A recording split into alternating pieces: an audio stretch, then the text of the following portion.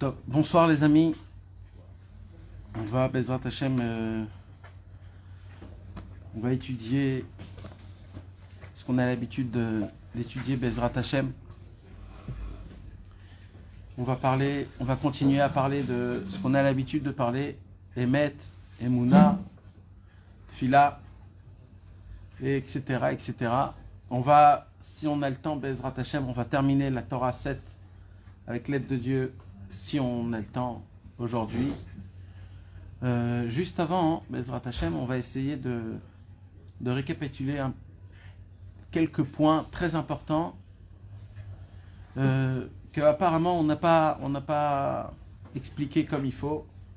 J'ai eu beaucoup de retours et des questions au sujet. C'est quoi le Emet? Quand on dit le Emet, il faut chercher le Emet. Emet ve'emuna, c'est quoi le Emet? Ça veut dire quoi quand tu dis le Emet? Ah ben nous, plein de fois, il dit le Emet. Il faut chercher le Tzadik à Emet. C'est quoi la Torah Emet? C'est quoi le Emet? D'être toujours en recherche, en attente du Emet. D'être en recherche après la vérité. Découvrir la vérité. Se rapprocher de la vérité. On parle beaucoup dans les Sifrei Rabbeinu du Emet. C'est quoi Emet? Alors en français, le Emet, ça veut dire la sincérité, la vérité. Mais on parle pas juste du terme comme il est avec simple. Le terme qui veut dire vérité et son à l'envers, son contraire qui veut dire le mensonge. Je parle pas, c'est pas de ça que Rabbeinu y parle. Et ça c'est une question qui est très importante parce que tout le Inyan de Rabbeinu se base sur cette vérité-là, c'est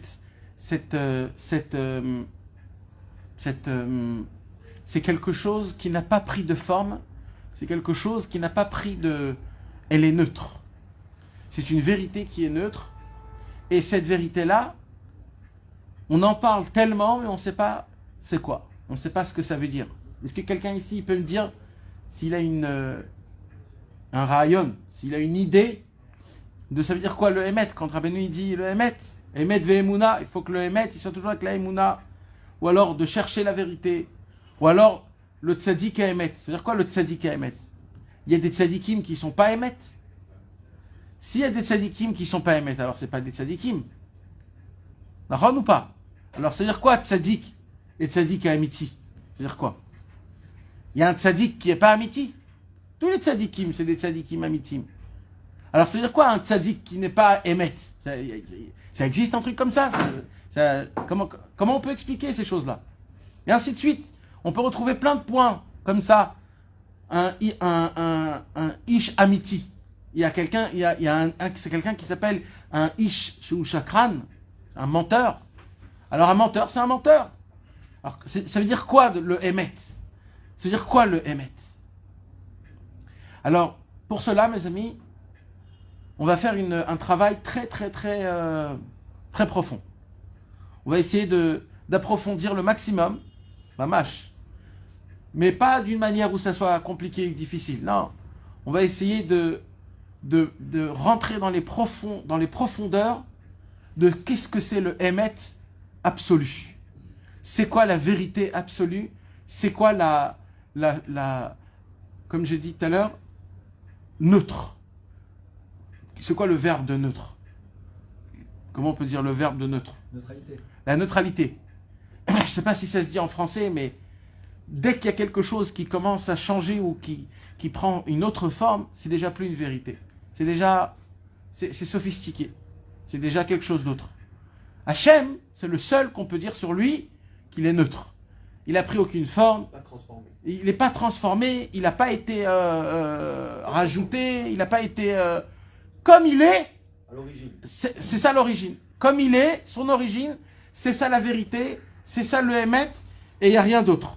Rien d'autre à part ça, il n'y a rien d'autre, mamache. Maintenant, C'est le mot brut que tu cherches peut-être, non? le mot brut. Oui, Ouais, aussi, on peut aussi dire ça. On peut aussi on peut rajouter ce mot au mot brut aussi. Mais encore, c'est très compliqué. Peut-être à la fin du cours, vous allez comprendre. Il y a une question, que cette question-là, c'est toute la création du monde qui la pose, cette question-là. Nous tous, nous tous, chacun de nos membres, chacun de notre cerveau, chacun de tous les neurones qu'on a dans notre cerveau, tous les taïms, comment on dit les taïms, toutes les cellules qu'on a dans notre corps, toutes les cellules vivantes, avec tout ce qu'il y a dans une cellule, tout ce qui est vivant dans ce monde-ci, qui est tout, depuis les pierres qui n'ont presque aucune vitalité, jusqu'à l'être humain qui est rempli de vitalité, et tout ce qu'il y a au milieu, tout ce qu'Akadosh Baruch Hu a créé, de tout ce que Hachem il a créé, crie une énorme question, crie des profondeurs. C'est un bitouille, c'est une réaction, c'est un cri qu'on le crie depuis qu'on est né, tous les jours qu'on est vivant. Des fois on l'oublie, des fois on sait mal s'exprimer, alors on l'exprime d'une autre façon, mais en vérité tout se résume à une seule chose, une seule question qui résonne et qui résonne et qui résonne dans notre cerveau. Cette question-là, c'est pourquoi tout ça? Pourquoi tout ça? Pourquoi Hachem a créé le monde? Pourquoi il m'a créé moi? Pourquoi tout ça? Pourquoi?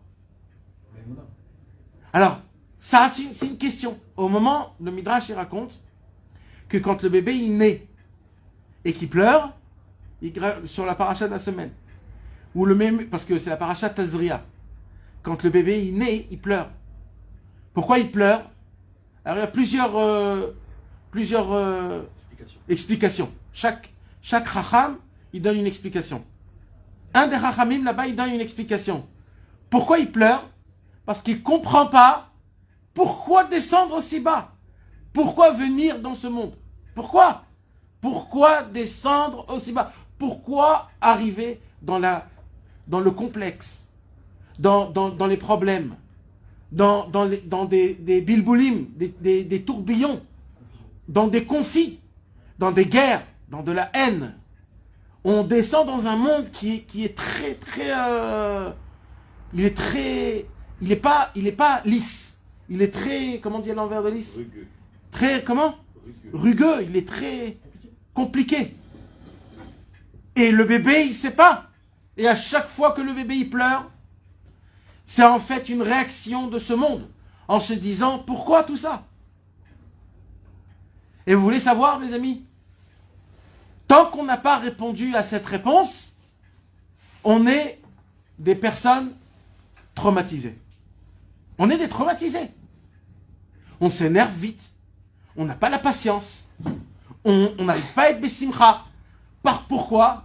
Parce qu'il y a toujours cette question qu'il n'y a personne qui est venu devant tes yeux et il t'a dit c'est pour ça. Le monde, c'est pour ça. Personne nous a dit clairement. On a entendu plein de cours. On a entendu plein de belles paroles à table Shabbat. On a entendu des bochidouches et Torah. On est venu pour ça, on est venu pour ça. Mais béhémet, une vraie réponse où tu es rassasié, où tu sens réellement pourquoi tu es venu dans ce monde. Et vous voulez savoir le pire de tout, c'est quoi, mes amis? Hachem, il nous adore. Hachem, s'il voit qu'on n'arrive pas à se poser sur cette question et à essayer au moins de réfléchir, même pas de répondre, juste de réfléchir à ça. Alors, vous savez ce qu'il va faire Hachem?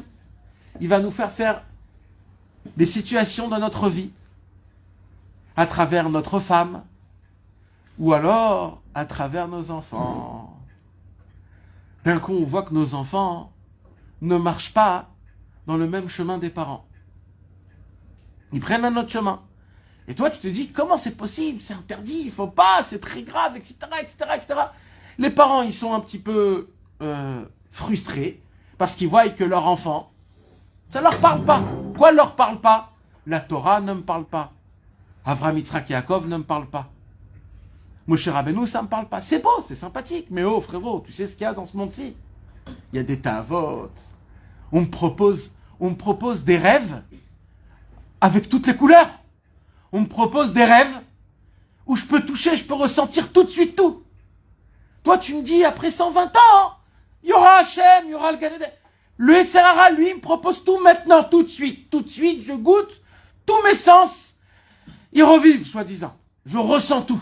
Les ta'avot de ce monde-ci, les fantasmes, les sensations. Bien sûr que tout ça, c'est du mensonge, mais au moins, il me parle avec ça. Et là, les enfants, ils vont venir vers les parents et ils vont dire, mais papa, maman, ça m'intéresse pas.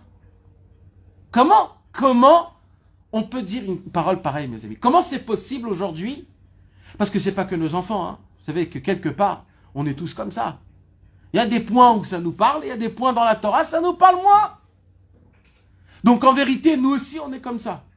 Comment c'est possible qu'un juif qui a été conçu par la Gdusha, par la Torah, de père en fils, on a gardé le fil de la Emouna, tant de Pessar, de Purim, de Sukkot, de Rosh Hashanah, pendant des années, Comment c'est possible qu'un juif, il a une possibilité? Ça fait 5000 ans qu'il est dans ce monde-ci, qu'il s'est battu pour sa judaïcité, il s'est battu pour croire en Hachem. Comment on vient dans une génération aujourd'hui où la génération, elle te dit, tu sais quoi, je m'en fous complètement. Ouais, d'accord, c'est bien, écoute, je suis fatigué, moi. Moi, je crois en Hachem, je crois en la Torah, mais frérot, je suis très fatigué. Ça me parle pas, tout ça. Tout ce que tu me dis, ça me parle pas. Vous savez pourquoi il y a une réaction qui est pareille? C'est à cause de cette fameuse question, pourquoi tout ça? Tant qu'on ne comprend pas ça, on ne peut pas faire passer la Torah et l'amour d'Hachem à notre femme, à nos enfants, à nos amis, à notre famille, et encore plus de tout à nous-mêmes. On ne sait pas faire passer cet amour, cette vitalité, cette sensation de vivant. La Torah, la Tfila, la sensation que quand tu pries, tu sens une hitratchout, un renouveau, de se renouveler, les gars. Pas de vivre une vie où c'est une ronde et tous les jours c'est la même chose. Tu te réveilles, t'emmènes les enfants au GAN, tu vas au travail, tu t'embrouilles avec les mecs, tu reviens ici, tu rigoles avec un truc. C'est pas ça le monde. Le monde c'est autre chose. Il y a Kadosh Baruch Hu qui est venu et il a créé un monde avec une sagesse qui est inimaginable. Et Akadosh Baruch Hu, il a créé ce monde et il nous a créé, nous, uniquement pour une seule raison. Pas d'autre. Il n'y a pas d'autre raison. Pourquoi tout ça? Pour faire régner Hachem dans ce monde. Pour croire en Hachem. Pour vivre l'inverse de la nature. L'inverse de la logique. L'inverse de ce que c'est reçu dans le monde. Dans le monde, on a l'habitude de dire comme ça. Eh ben, nous les Juifs, dans la Torah, on nous apprend qu'il y a Hachem, c'est lui le patron, et c'est lui qui va bouger le monde comme il a envie. Akadosh Baruch Hu nous a créé l'Ichvodi Nivreu Kedei Leshamsheni. Hachem nous a créé, nous, pour que nous, on sert Akadosh Baruch Hu. Tant que ça, mes amis, on ne le comprend pas, tant qu'on ne l'avale pas, tant qu'on ne le rassasie pas, on est des guignols. Tout ce qu'on fait, c'est comme une clownerie. C'est du clown. Parce que tant que tu n'as pas compris ça au sens le plus simple possible, tu ne peux rien encore comprendre. On a été créé pour servir Hachem. Alors tout de suite, la question est donc pourquoi il a besoin autant de personnes? La réponse est très simple. Akadosh Baruch Hu nous a créé chacun de nous tous, et chacun de nous tous, on a un service qui est très très très spécial, et qui est très particulier, qui t'appartient à toi et que à toi.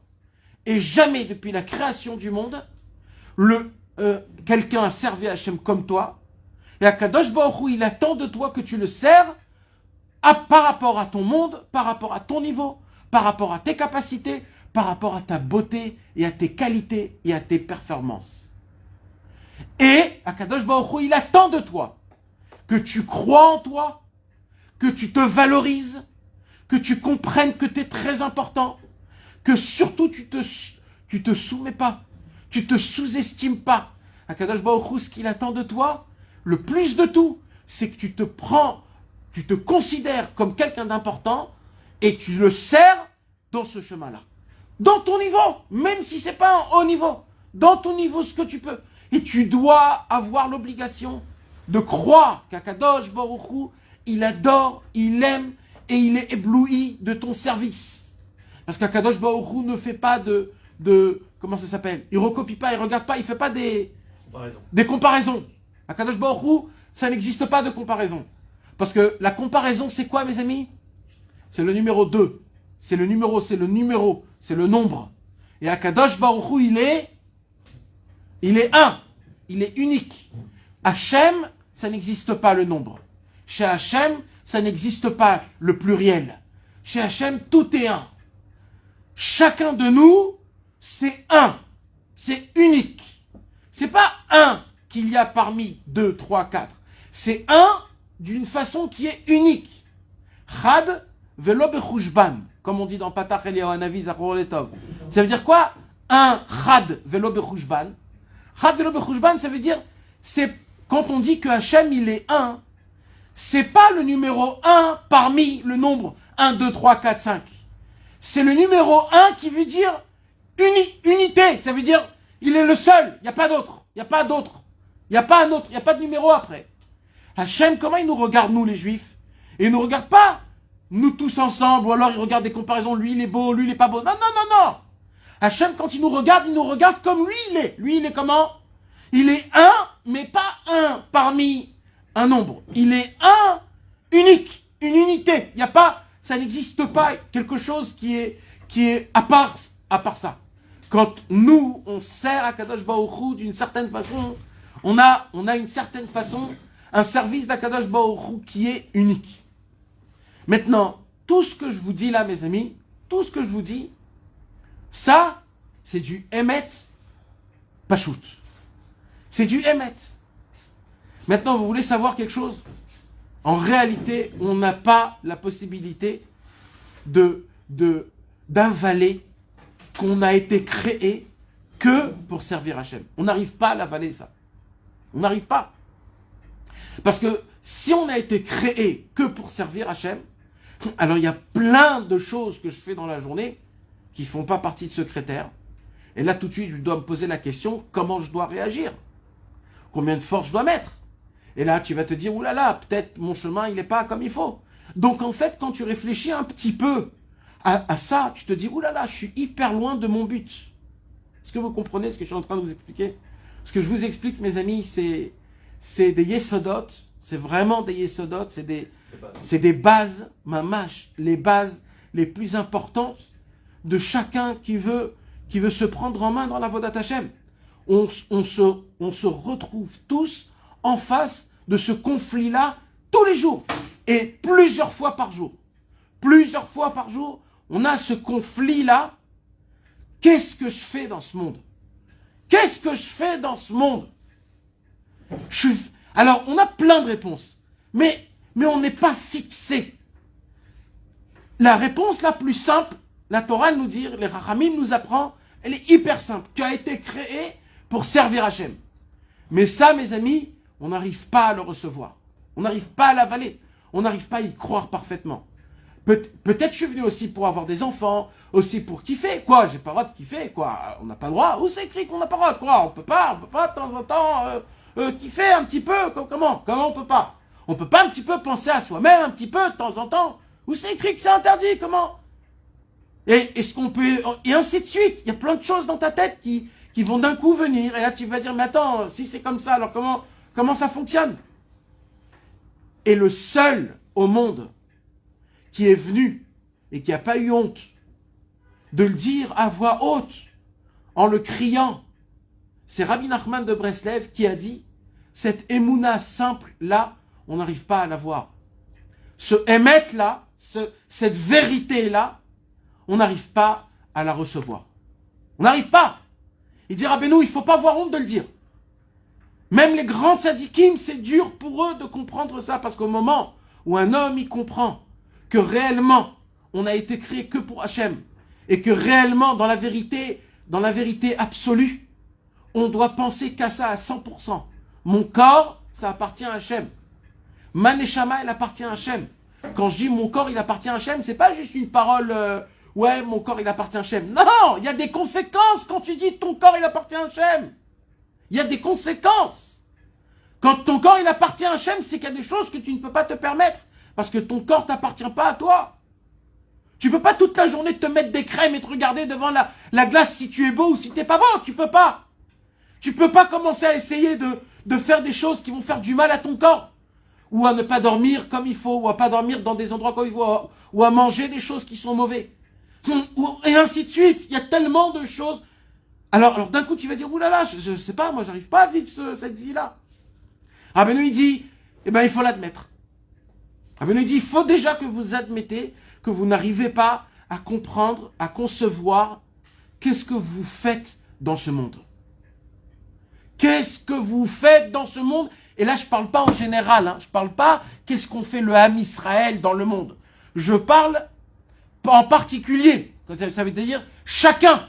Personnellement, moi, quand je vais me réveiller demain matin, je vais ouvrir mes yeux et je vais me poser cette question. Est-ce que le monde a besoin de moi? Est-ce que si je crève là maintenant, quelqu'un va remarquer ça? Ça sera juste ma famille qui va le remarquer. Alors si c'est que la famille, alors pourquoi je suis dans ce monde? Qu'est-ce que je rajoute au monde? Je fais quelque chose de bien, le monde il veut me donner. Alors, Rabbeinu il vient et il dit déjà, premièrement, je parle pas à une catégorie de gens. Laquelle catégorie? Il dit Rabbeinu, c'est la catégorie des non-juifs. Mais malheureusement, il y a beaucoup de juifs aussi qui tombent dans cette catégorie-là. Il dit, c'est quoi la catégorie des non-juifs? La catégorie des non-juifs, c'est au moment où je suis né, j'ai qu'une seule chose, à remplir et à me gaver tous mes manques. C'est Av. Avlan Chaye. Avlan Maisonné. Hav. C'est quoi Av en araméen? C'est donne. Mais le Zohar HaKadosh, il dit, mais c'est aussi le cri d'un aboi de chien. Un aboiement. Le chien, il crie Av. C'est-à-dire quoi, Av? C'est-à-dire donne. L'être humain, dans sa nature, il a très peur de ne pas exister. On a parlé déjà de ça plein de fois. On a une peur, quelque part, d'arrêter d'exister. Et comment je fais pour m'enlever cette peur d'exister? Alors, je possède. Au moment où je possède, j'ai un dimion, c'est-à-dire c'est pas une imagination. Non. J'ai un non. Plus grossier un peu, plus grossier que... Ouais, une illusion, une imagination. Ouais, j'ai un fantasme, j'ai une illusion que en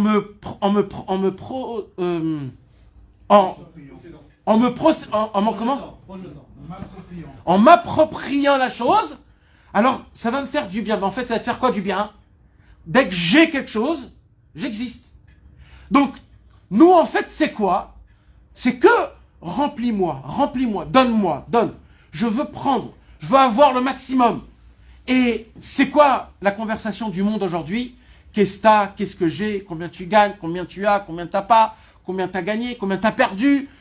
Un jour, combien t'as gagné? En fait, c'est que combien. Maintenant, il dit Rabbeinu, pourquoi? Ça, c'est quoi? Ça, c'est l'être humain. Il dit Rabbeinu, moi, je parle pas à ces gens-là. Parce que ces gens-là, tu peux pas leur parler. Parce que ces gens-là, ils ont qu'une seule chose dans la tête, c'est que ramasser, prendre le maximum de tout le monde. Tout ce qu'ils font, même quand ils donnent aux autres, c'est pour en fait pour se donner à eux-mêmes. C'est pour, en fait, tout, ça peut être même dans l'Akdoucha, ça peut être même dans la Vodat Hashem. Tout ce que je fais, en fait, c'est juste pour que je puisse avoir, pour exister, pour avoir ce sentiment-là. Il dit Rabbi Nachman, il faut savoir une chose, un juif, quand il est né pour donner, pas pour recevoir. Un juif, il donne. De la même façon que Akadosh Baruch Hu, il donne, nous on donne. Hachem, il fait des comptes avec nous s'il donne ou pas. Il fait des comptes. Il fait pas de comptes. Hachem, il donne aux tzadikim, aux rechaim, aux benonim, aux goïm. Si tu donnes, il y a bien quelqu'un qui reçoit. Oui. Mais c'est comme ça que le monde, il est fait. Le monde, il est fait. Il n'y a pas de problème de recevoir. Mais dans ta tête, j'ai pas dit qu'il y a un problème de recevoir. Mais j'ai un problème quand dans ma tête, quand j'attends de recevoir. Quand je suis toujours en création de recevoir. J'essaye de créer des combines, comment toujours recevoir. C'est pas grave si quelqu'un il reçoit, si dans sa tête, lui, il veut que donner. Ça veut dire, lui, ce qu'il veut, c'est donner, donner, donner. Mais dans la base, un juif, il donne. On dit que, c'est quoi les règles pour le mariage? Les premières règles d'un mariage, c'est quoi? C'est que quelqu'un, il soit prêt à donner sans recevoir, sans être en attente. Je t'ai donné, c'est d'être... On dit, c'est quoi les premières règles du chinour? Les premières règles du chinour, c'est quoi les premières? De ne jamais juger l'enfant à travers ce qui se passe. Donne-lui ton amour, quoi qu'il se passe, même s'il se conduit bien ou pas bien. C'est quoi les premières règles avec soi-même? Il dira, ben nous, c'est quoi? Azamra, supporte-toi. Supporte-toi, ça veut dire quoi? Ça veut dire, donne même si tu n'arrives pas. Tout ce qu'on nous apprend tout le temps, c'est de donner. Quand dans la Torah, on nous a dit, tu donnes, il n'y a pas écrit tu donnes. Il y a écrit tu donneras et tu donneras. Naton, titen. Il y a écrit 2 fois. C'est-à-dire, tu donneras même si il n'y a pas eu de retour, tu continues à donner pour donner. C'est-à-dire, c'est toujours quelque chose de donner. Maintenant, bien sûr, mes amis, là, je ne suis pas en train de parler. Hein? Alors, attends. Alors, au moment où déjà, alors moi, je ne dis pas d'être là-bas. Moi, je dis au moins de comprendre que c'est ça notre vrai ADN, c'est ça. Alors, dès qu'on comprend ça déjà une fois, il dit Rabbi Nachman, là je peux m'adresser à vous. Dès que vous comprenez que votre but, c'est pas juste de ramasser, mais justement de donner, il dit Rabbeinu, dès qu'on a compris cette minimum de base, il dit Rabbeinu, là je peux te parler. Là je peux te parler. Et là il dit Rabbeinu, il dit comme ça. Écoutez bien, ça nous parle, c'est maintenant que ça... Il dit comme ça Rabbeinu, si Hachem, il se dévoile directement dans le monde, alors il y aura une lumière qui est tellement grande qu'on ne pourra pas recevoir Akadosh Baruch Hu. Est-ce que vous comprenez, mes amis, c'est très très important de prendre mes paroles et de ne pas les laisser planer. D'accord? C'est très important d'essayer de... Je parle vraiment, vraiment bas, vraiment très très bas. Ça veut dire quoi? Akadosh Baruch Hu, il se dévoile. Akadosh Baruch Hu, il se dévoile, ça veut dire qu'on voit, qu'on entend la voix d'Hachem. Pourquoi j'ai créé ce monde? Pourquoi j'ai besoin de toi? Pourquoi tout ce qu'il y a ici, c'est moi? Pour comprendre ça, le but dans lequel je suis là, dans ce monde-ci, il y a bien une raison à tout ce qui se passe. Il y a bien un sens, et un sens profond, puissant et balèze. Un sens énorme pour créer ce qu'il y a dans ce monde-ci. En Israël, en Ukraine, dans le monde en entier, tout ce qui bouge, tout ce qu'il y a, des chormot tellement grands, des choses tellement grandes. C'est la Naga d'Akadosh Baruch Hu. C'est pas pour rien, il y a bien...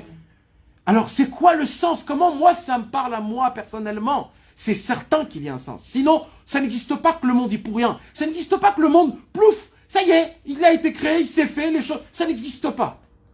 C'est obligé qu'il y ait un sens. Et c'est obligé que ce sens me parle. Et la preuve, c'est que je suis vivant et que j'entends et que je sens. J'ai des sensations.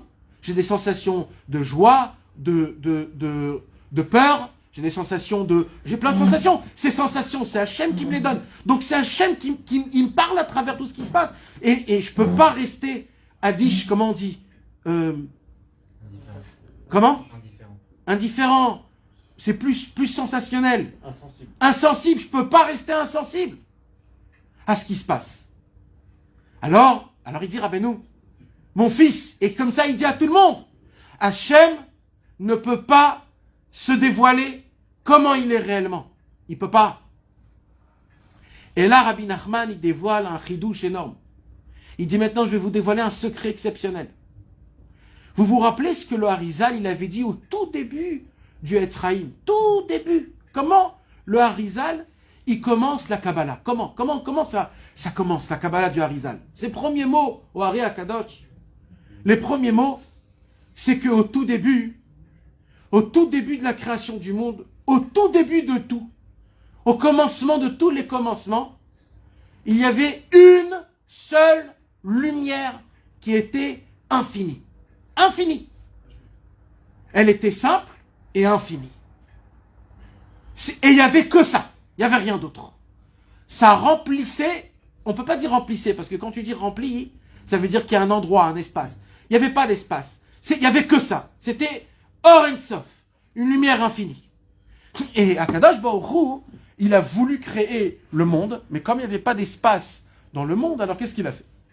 Il s'est contracté, et quand il s'est contracté, il a laissé un espace vacant, où là-bas il n'y a rien. Hein, il n'y a rien. Vraiment, si on peut dire sur quelque chose rien, c'est que là-bas. Parce que même ici, ça n'existe pas un endroit qui est vide. Même ici, il y a toujours Hachem. Mais dans cet endroit là-bas, l'espace vacant, dans le Halal Apanoui, là-bas, c'est le vide total, Kaviarol. Et là, Kadosh Baruch Hu, il a commencé tout un processus qui est énorme, énorme, infini, à essayer de contracter sa propre lumière pour qu'elle puisse rentrer dans un tuyau où ce tuyau-là, il est long, à des milliards d'années-lumière. Mais petit à petit, ce tuyau, son travail à lui, c'est quoi? C'est de contracter la lumière pour que la lumière puisse être palpable. Et voici ce qui s'est fait. Hachem a contracté sa lumière. Pendant des années-lumière et des années-lumière, cette lumière, elle passait d'un niveau à un autre niveau, d'un niveau. Tout ça, ça s'appelle des ishtal shuluyot, comme on dit. Des processus, processus sur processus, processus, des mondes et des mondes, jusqu'à où Hachem est arrivé à ce qu'on appelle une lumière, où cette lumière, elle est là, prête pour être dévoilée dans ce bas monde tout bas, à nous, des imbéciles comme on est. Et là, au moment où Hachem fait descendre cette lumière qui a été déjà construite, travaillée, etc., cette lumière, c'est quoi? Dès qu'elle est descendue dans ce monti, qu'est-ce qui s'est passé, mes amis? Elle est descendue à travers les 10 sphirotes dans ce monti. Et au moment où toutes les lumières, sauf, vous savez, au début, il y a eu une lumière, et après, il y a eu une explosion, parce que les récipients ne pouvaient pas recevoir. Alors, il y a eu des contractions. Dès qu'on arrivait en fin de compte, avec des années, des travaux, etc., Kadosh Baruch Hu, il vient, il met en place toute sa lumière. Et apparemment, ça fonctionne. Même les récipients, ils ont la possibilité de recevoir la lumière d'Hachem. Mais il y a une lumière, la dernière, celle de la Malchut. Dès qu'elle vient se mettre à sa place, tous ils sont déjà à sa place, dès qu'elle vient là-bas, bam, elle explose le récipient de la Malchut. Donc la lumière de la Malchut, elle fait quoi? Elle remonte en haut. Mais quand elle remonte en haut parce qu'elle n'a pas de récipient, alors elle repasse à travers toutes les autres sphirotes et elle brise toutes les autres sphirotes. Tous les récipients se brisent, toutes les lumières s'en vont. Et on se retrouve dans ce monde-ci avec une lumière qui devait apparemment être palpable, mais ça a fait un balagan total. Et la dernière, la Malchut, elle n'a pas résisté. Elle est remontée. Quand elle est remontée, elle a cassé tout ce qu'on a créé. Et ça, c'est un vrai problème. Il dit Rabbeinu, jusqu'à maintenant, c'est ce qu'il a dit le Harizal. Il dit Rabbeinu, maintenant, moi, je vais vous expliquer comment ce qui s'est passé. C'était pas une tragédie. C'est exactement ça ce qu'il fallait ce qui se passe. Il dit Rabbeinu, le Emet, c'est quoi la lumière infinie, il dit Rabbeinu? C'est quoi la lumière infinie d'Hachem? C'est le Emet. C'est ça le Or en Sof. Le Or en Sof, c'est le Emet. Maintenant, la lumière infinie, on ne peut pas le recevoir. Pourquoi on ne peut pas la recevoir? Parce qu'elle est trop grande, elle est trop infinie, elle est trop puissante, elle est trop forte. Alors qu'est-ce qu'il faut que je fasse? Il faut que je la contracte. Mais qui je suis, moi, pour la contracter? Alors il dit, Rabbeinu, comme ça, qu'est-ce qu'il a fait Hachem? Il a pris cette lumière, il a fait descendre dans ce monde-ci, et il a repris. Qu'est-ce qui se passe? Ça a laissé une empreinte. La lumière de la vérité a laissé une empreinte dans ce monde. Et comment elle s'appelle, cette empreinte? Il dit, Rabbeinu, Emouna. La Emouna, c'est l'empreinte du Emet. Keter, Malchut. Et là, tu relis toutes les sphirotes depuis le début jusqu'à la fin. Parce que, et maintenant, je vais vous l'expliquer logiquement, parce que c'est hyper logique, hein. C'est quoi en vérité?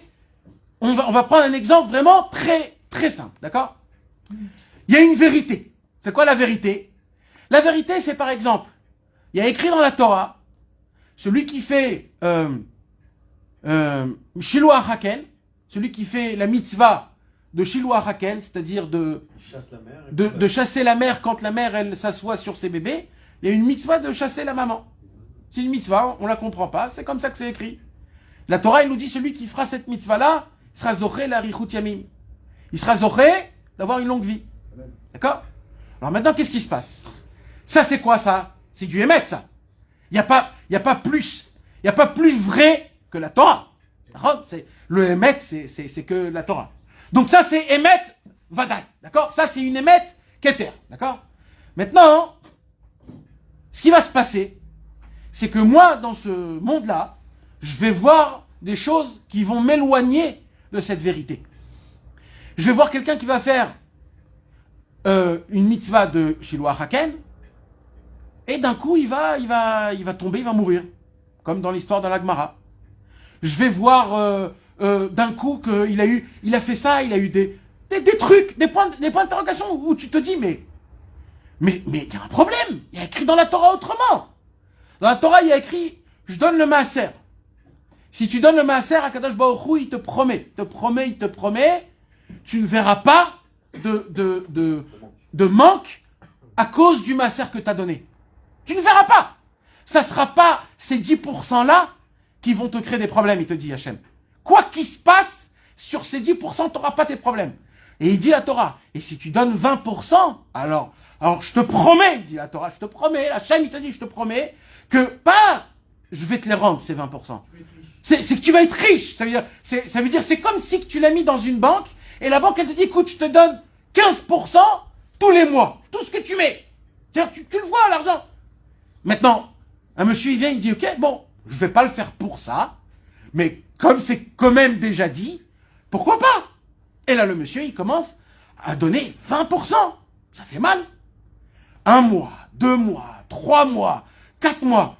Et le monsieur, il dit, bon, il n'y a pas écrit que ça se passe en 2-3 mois, mais je découvre des difficultés qu'à l'époque, je découvrais pas. Alors, et le monsieur, ça fait 10 ans, et il dit, je sais pas, je vois pas trop. Alors, ça s'appelle quoi, ça? Ça s'appelle quoi, mes amis? Non, mais Béhémet! Non, mais Béhémet, parce que, vous savez, on nous promet plein de choses. Mais on ne les voit pas. On ne voit pas. Je vais vous donner, tu sais quoi? Je vais vous faire quelque chose d'autre. Dans la Gemara, il y a écrit, tout celui qui se réveille le matin, qui se lave les mains avec un keli, un atla, comment on dit, un ustensile, il fait 6 fois, il met le talit, et il met les téphilines, et il dit Kriyat Shema, c'est tout, hein. S'il fait ces 4 choses-là, la Gemara, il nous promet Zoché lechaya olam haba. C'est tout. C'est tout. C'est tout. La Gemara, elle nous dit, tout celui qui dit 3 fois par jour, Ashrei Yoshve Vetecha, Zoché lechaya olam haba. Maintenant, mes amis, vous croyez à cette vérité-là, ce émet-là, qu'on parle toujours? Vous y croyez? Non! Il dira, mais nous dites-le! Parce que vous vivez dans un mensonge. Vous ne croyez pas en ça. Déjà, il faut que vous le sachiez. Tu sais pourquoi? Parce que si Béhémet, tu l'aurais cru, tu sais comment tu marcherais dehors? En dansant. Tu serais pas pris la tête. Tu t'aurais dit à ta femme, mais qu'est-ce qu'on s'en fout? On est au Chayo Lamaba. Tu t'en fous que ton fils il est comme ça ou comme ça? T'as fait 3 fois je vais mettre à mon fils que t'es un tzadik gamour. T'es un tzadik gamour, Zokhel Chayo Lamaba. Alors Rabbeinu il dit, je suis pas venu pour vous casser. Je suis venu pour vous mettre dans le droit chemin. Donc, il dit Rabbeinu, en vérité, vous n'avez pas ce émet là. Ce émet là, vous l'avez pas. Alors il dit Rabbeinu, alors, comment je fais pour arriver à ce émet là? Je veux l'attraper. Je veux ce émet là, je veux l'attraper le plus fort possible. Je veux avoir ce émet. je veux que ce Emet, pour moi, ça soit une évidence. Même pas une évidence, c'est obligatoire, c'est une obligation. Dans ma tête, c'est comme si tu me dis... Un mode de vie. Plus qu'un mode de vie, c'est quand tu fais rentrer ta carte dans la banque et que tu fais le code, ton propre code, dans ta tête, t'as même pas une virgule de pourcentage que la carte, elle va ressortir. Parce que c'est ton code, frérot, il n'y a pas d'autre code, il y en a un seul, il n'y a que moi qui le connais. Tu vas pas te dire, purée, j'ai oublié mon code. Non, c'est ton code. Il n'y a que toi que tu pourras sortir de l'argent. Donc il n'y a que cette vérité, il n'y a pas d'autre vérité. Donc comment je fais pour atteindre cette vérité? Comment je fais pour atteindre cette vérité? Alors il dit, Rabbeinu, tu sais comment tu peux? Par la Emouna. Tu n'as pas à 100% une évidence, mais dans ton cerveau, tu n'arrives pas à ça à 100%, mais si tu me donnes ton cœur, si tu me crois, tu peux arriver à cette vérité. La Emouna, c'est le chemin qui nous emmène vers le Emet. Et la Emet et la Emouna, elles doivent tout le temps fusionner en même temps, tout le temps, tout le temps, tout le temps, tout le temps. Le Emet doit donner des semences de vérité à la Emouna, et la Emouna, elle donne place au Emet. Tout le temps, un se donne de la place, se donne, et ils vivent harmonieusement. Ça, mes amis, c'est la Géoula Shlema. Quand le Emet et la Emouna vont former vraiment un. Maintenant, il faut qu'on comprenne que cette chose-là, c'est comme ça qu'Hachem il a créé le monde. Hachem il a créé le monde, il a voulu faire descendre le Emet dans ce monde-ci, la lumière de la vérité dans ce monde-ci. On ne pouvait pas la recevoir, c'était très dur, mais on a la possibilité d'atteindre à travers la Emouna, en disant à mon cerveau, je ne comprends pas, mais c'est quand même ça. Quand un homme il arrive à travers la Emouna, en surpassant le cerveau et la logique, alors grâce à ça, il a une puissance d'arriver à ce Emet, même si ce Emet, il est très très très loin et très haut. Je viens et je dis, Akadosh Baruch Hu, il est tout à côté de toi, il te regarde, il est juste à côté de toi, hein. Mamash, il te regarde, il te sent, il t'admire juste à côté de toi. Ça, c'est une vérité qui est très dure à avoir. Parce que tu t'imagines si réellement il est là. Déjà, quand ton beau-père il est à côté de toi, déjà tu commences à faire le malin. Mais si c'est Akadosh Baruch Hu, alors c'est comment je fais pour avoir ce Emet-là? Ce Emet-là, je peux l'avoir que par la Emouna. Plus je vais me renforcer dans la Emouna, je crois. Je sais pas, je comprends pas, logiquement c'est pas possible. Mais je laisse une place à cette vérité-là, même qu'elle est plus forte que moi. Plus je me renforce, plus cette vérité, elle va rentrer en moi, et grâce à ça, je vais la concevoir. Vous savez, mes amis, on a toujours... Ouais. On a dit ça que le fils de Rabbi Nathan, il était en galère. Il était en galère. Ouais. Ouais. Il est en galère parce qu'il Et non. Pourquoi tu arrives à dire ça? Parce que je dis Hachem il est avec toi. Ouais. Il était en galère. Non, aucun rapport de galère. Je donnais un exemple. Dans le Shulchan Aruch, il y a écrit qu'Akadosh Baruch Hu... Si tu sais que Dieu est à côté de toi. Ouais. D'accord. Qu'il y a un mec avec moi. Ouais. Que je suis là pour servir Hachem. Ouais. Maintenant le mec ce qui lui arrive, le fils de... Non, mais c'est aucun rapport. Les galères, ils arriveront quand même. Même si Hachem il est à côté de toi. C'est aucun rapport. C'est pas ça que je voulais dire. Moi, j'ai pas parlé des galères. La galère, elle fait en sorte que tu t'es volé de ta chaîne. C'est la galoute. Pourquoi il y a... Ouais, d'une certaine façon. Pas obligatoirement. Pour pouvoir Alors... changer le monde de l'Emouna. C'est ça numéro 1 l'écouter ça numéro 1 l'écouter ça. Pourquoi la galoute elle est venue dans le monde? Pour pouvoir rectifier le monde de l'Emouna. L'exil. La galoute. Ouais, la galoute. La galère, la galoute. Ouais. Et quand il arrive au fils de Rabbi Nathan, il arrive des galères. le mec il est en exil. Il n'est pas bégué ou là, c'est une galoupe quoi. Nahon. Alors ça voudrait dire que s'il lui arrive ça, c'est parce qu'il est pour rectifier son nom de Emouna. Nahon. Et il a besoin de son père pour que son père lui crée sa Emouna, pour qu'il lui fait montrer qu'en fait il n'est pas en galère. Nahon. Nahon. Nahon. Si tu sens que tes problèmes ils te rongent et que tu souffres, parce qu'en hébreu le mot c'est sovel, c'est ça sovel. Si tu sens que ça prend place en toi, c'est un manque d'émouna. Rabbeinu il nous apprend que le problème c'est rien du tout. Ça veut dire ça prend pas place dans ta vie. C'est comme si qu'il y a une mouche qui t'a piqué. Alors, de temps en temps, ça te gratte. Mais ça, l'honora, c'est pas... Quand le problème, il prend trop place dans ta vie, c'est un manque d'émouna. Et c'est ce qu'on a expliqué tout à l'heure. Quand tu vis dans une vie où ta psychologie de vie, c'est ramasser toute la journée et de faire que pour toi, que de sentir. Alors, automatiquement, quand il y a un problème, tu peux pas, c'est pas pourquoi. Parce que tu arrêtes de recevoir. D'un coup, tu dis, oh, il m'arrive quoi. Quand tu comprends qu'en vérité, tu es venu pour donner, tu es juste un tuyau qu'Hachem, il t'utilise toi, parce que toi, tu es très spécial. Il veut que sa lumière à lui, Hachem, sa lumière du Emet, elle passe à travers toi. Quand toi, tu souffres, et tu dis, je suis ma mine dans Hachem, il y a une lumière d'Emouna, et du Emet qui rentre en toi, et toi, tu es un Kéli. Alors là, il se passe rien, il n'y a aucun problème dans ça. Alors, c'est comme ce qu'on a dit, c'est une sorte d'exil qu'on n'arrive pas. Alors, de la même façon que le monde, il a été créé comme ça, même l'être humain, il a été créé comme ça, avec le Emet et la Emouna.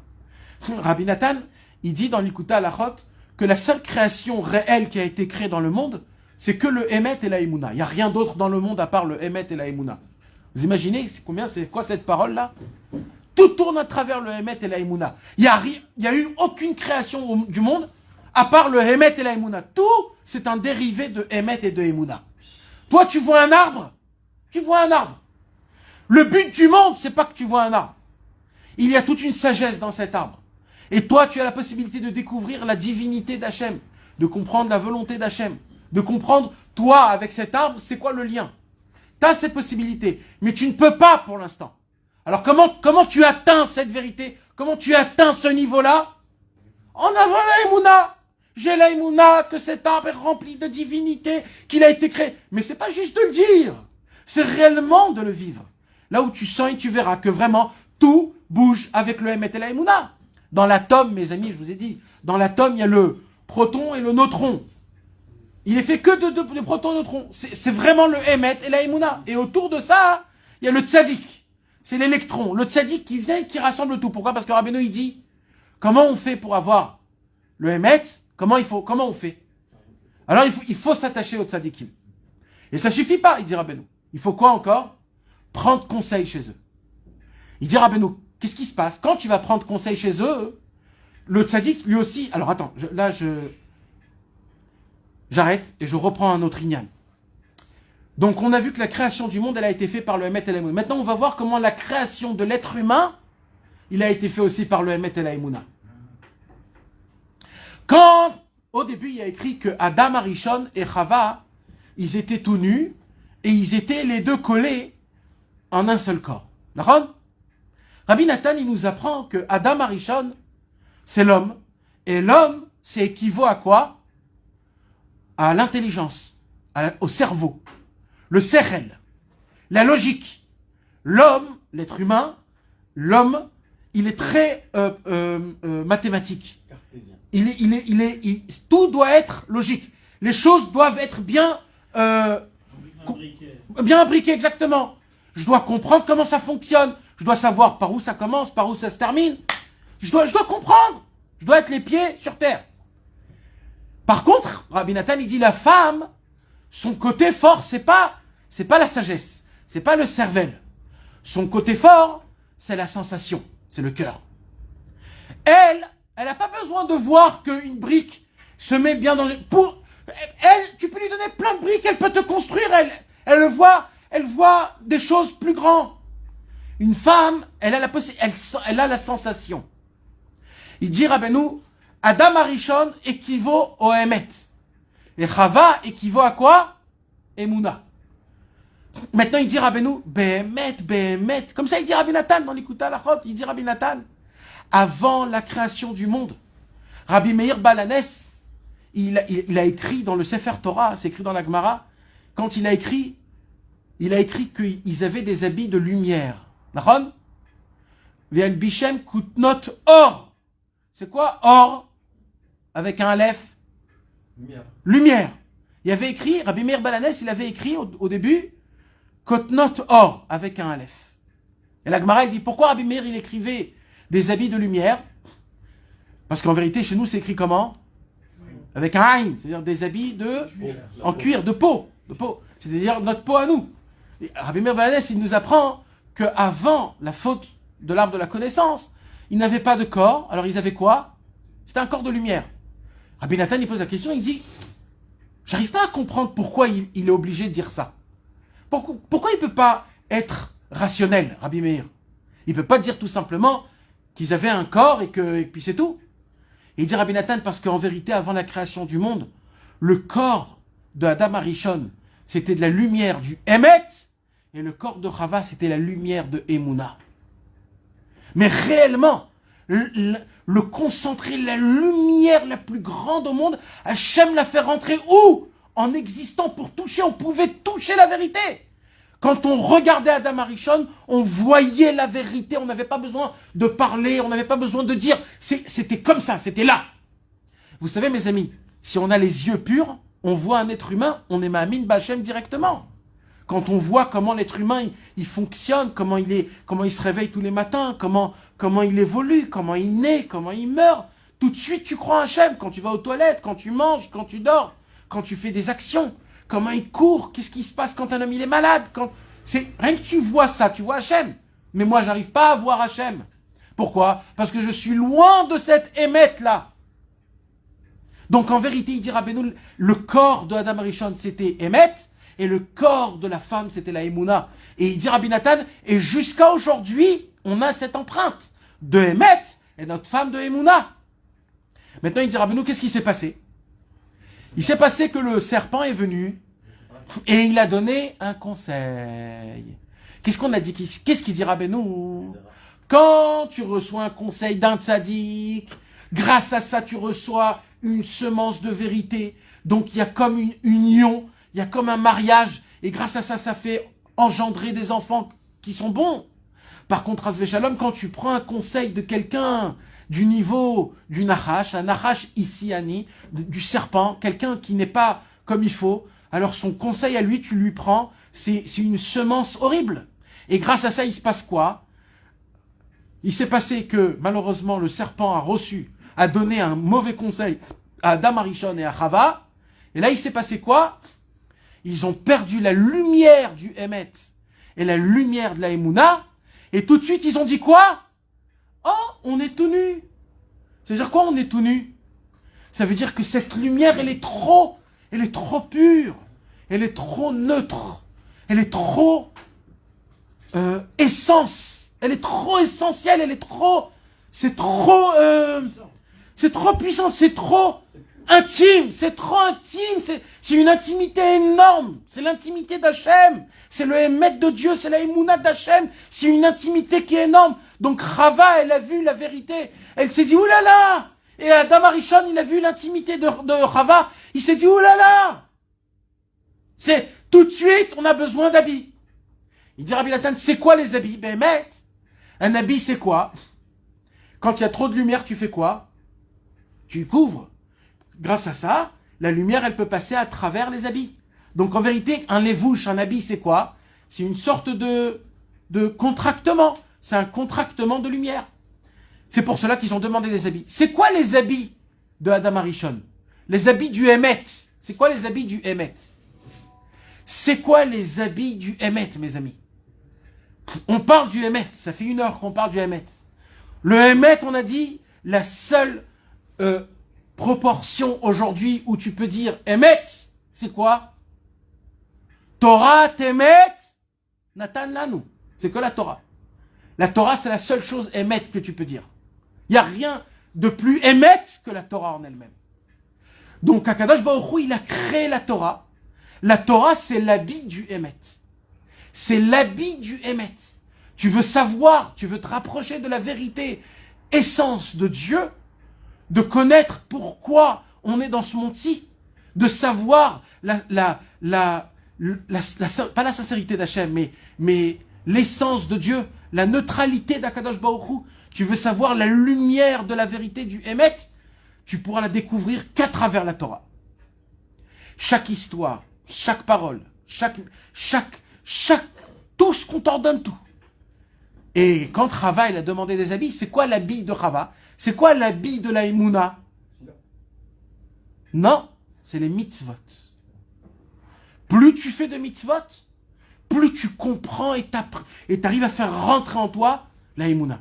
Il y a écrit Kol mitzvotecha Emouna. Les mitzvot, c'est l'habit de la Emouna. La Torah, c'est l'habit du Emet. Quand tu fais Torah ou mitzvot, tu fais Emet ve Emouna. Et qu'est-ce qui se passe quand tu fais Emet ve Emouna, Torah ou mitzvot? Tu engendres, tu fais un zivouk, tu fais un mariage entre le Emet et la Emouna, Adam et Chava, et le monde en haut, le monde en bas, le Keter et la Malchut, et tu engendres la chose en elle-même, la Tfila, le Nissim, Eretz Israël. Tu engendres, là ça s'appelle vivre. Là tu ressens pour la première fois le bien-être, le savoir, le bien, la bien-vie, je sais pas comment on peut dire, le bien-être. Tu sens que tu as ta place, la plénitude, où là, vraiment, tu as moins de problèmes. Maintenant, mes amis, tout ça, on voit, tout ça, ça se fait tout le temps, chaque génération, avec chacun de nous. Quand on est là et qu'on n'arrive pas à se marier, c'est que le Emet, il en recherche de la Emouna. Et aujourd'hui, on entend qu'il y a plein, aujourd'hui, un des grands problèmes qu'il y a dans le monde francophone juif, c'est le fait que, en Israël, c'est un peu moins, mais surtout en France, c'est que c'est très compliqué aujourd'hui de se marier. Les gens n'arrivent pas à trouver des femmes à travers leur niveau, ou alors elle est trop en bas, ou alors elle est trop pudique, ou alors... Et les gens eux-mêmes, ils savent pas où se situent. Tu peux trouver un monsieur qui n'a pas de kippa, qui n'a pas de tzitzit, il est à fond dans la Torah, il est à fond dans la Emouna, il est pas comme il faut. Et des fois, avec toi et ta femme aussi, un il est plus grand, l'autre il est plus bas, elle ne se comprend pas. Qu'est-ce qui nous montre Hachem quand il y a ce décalage-là? C'est que nous aussi, dans notre Emet et notre Emouna, il est pas pareil. Notre Emet et Emouna, il n'est pas Meouzan. Il dit, Rabbeinu, on doit toujours se faufier, partir vers le Emet et la Emouna. Il faut renforcer notre Emouna avec le Emet.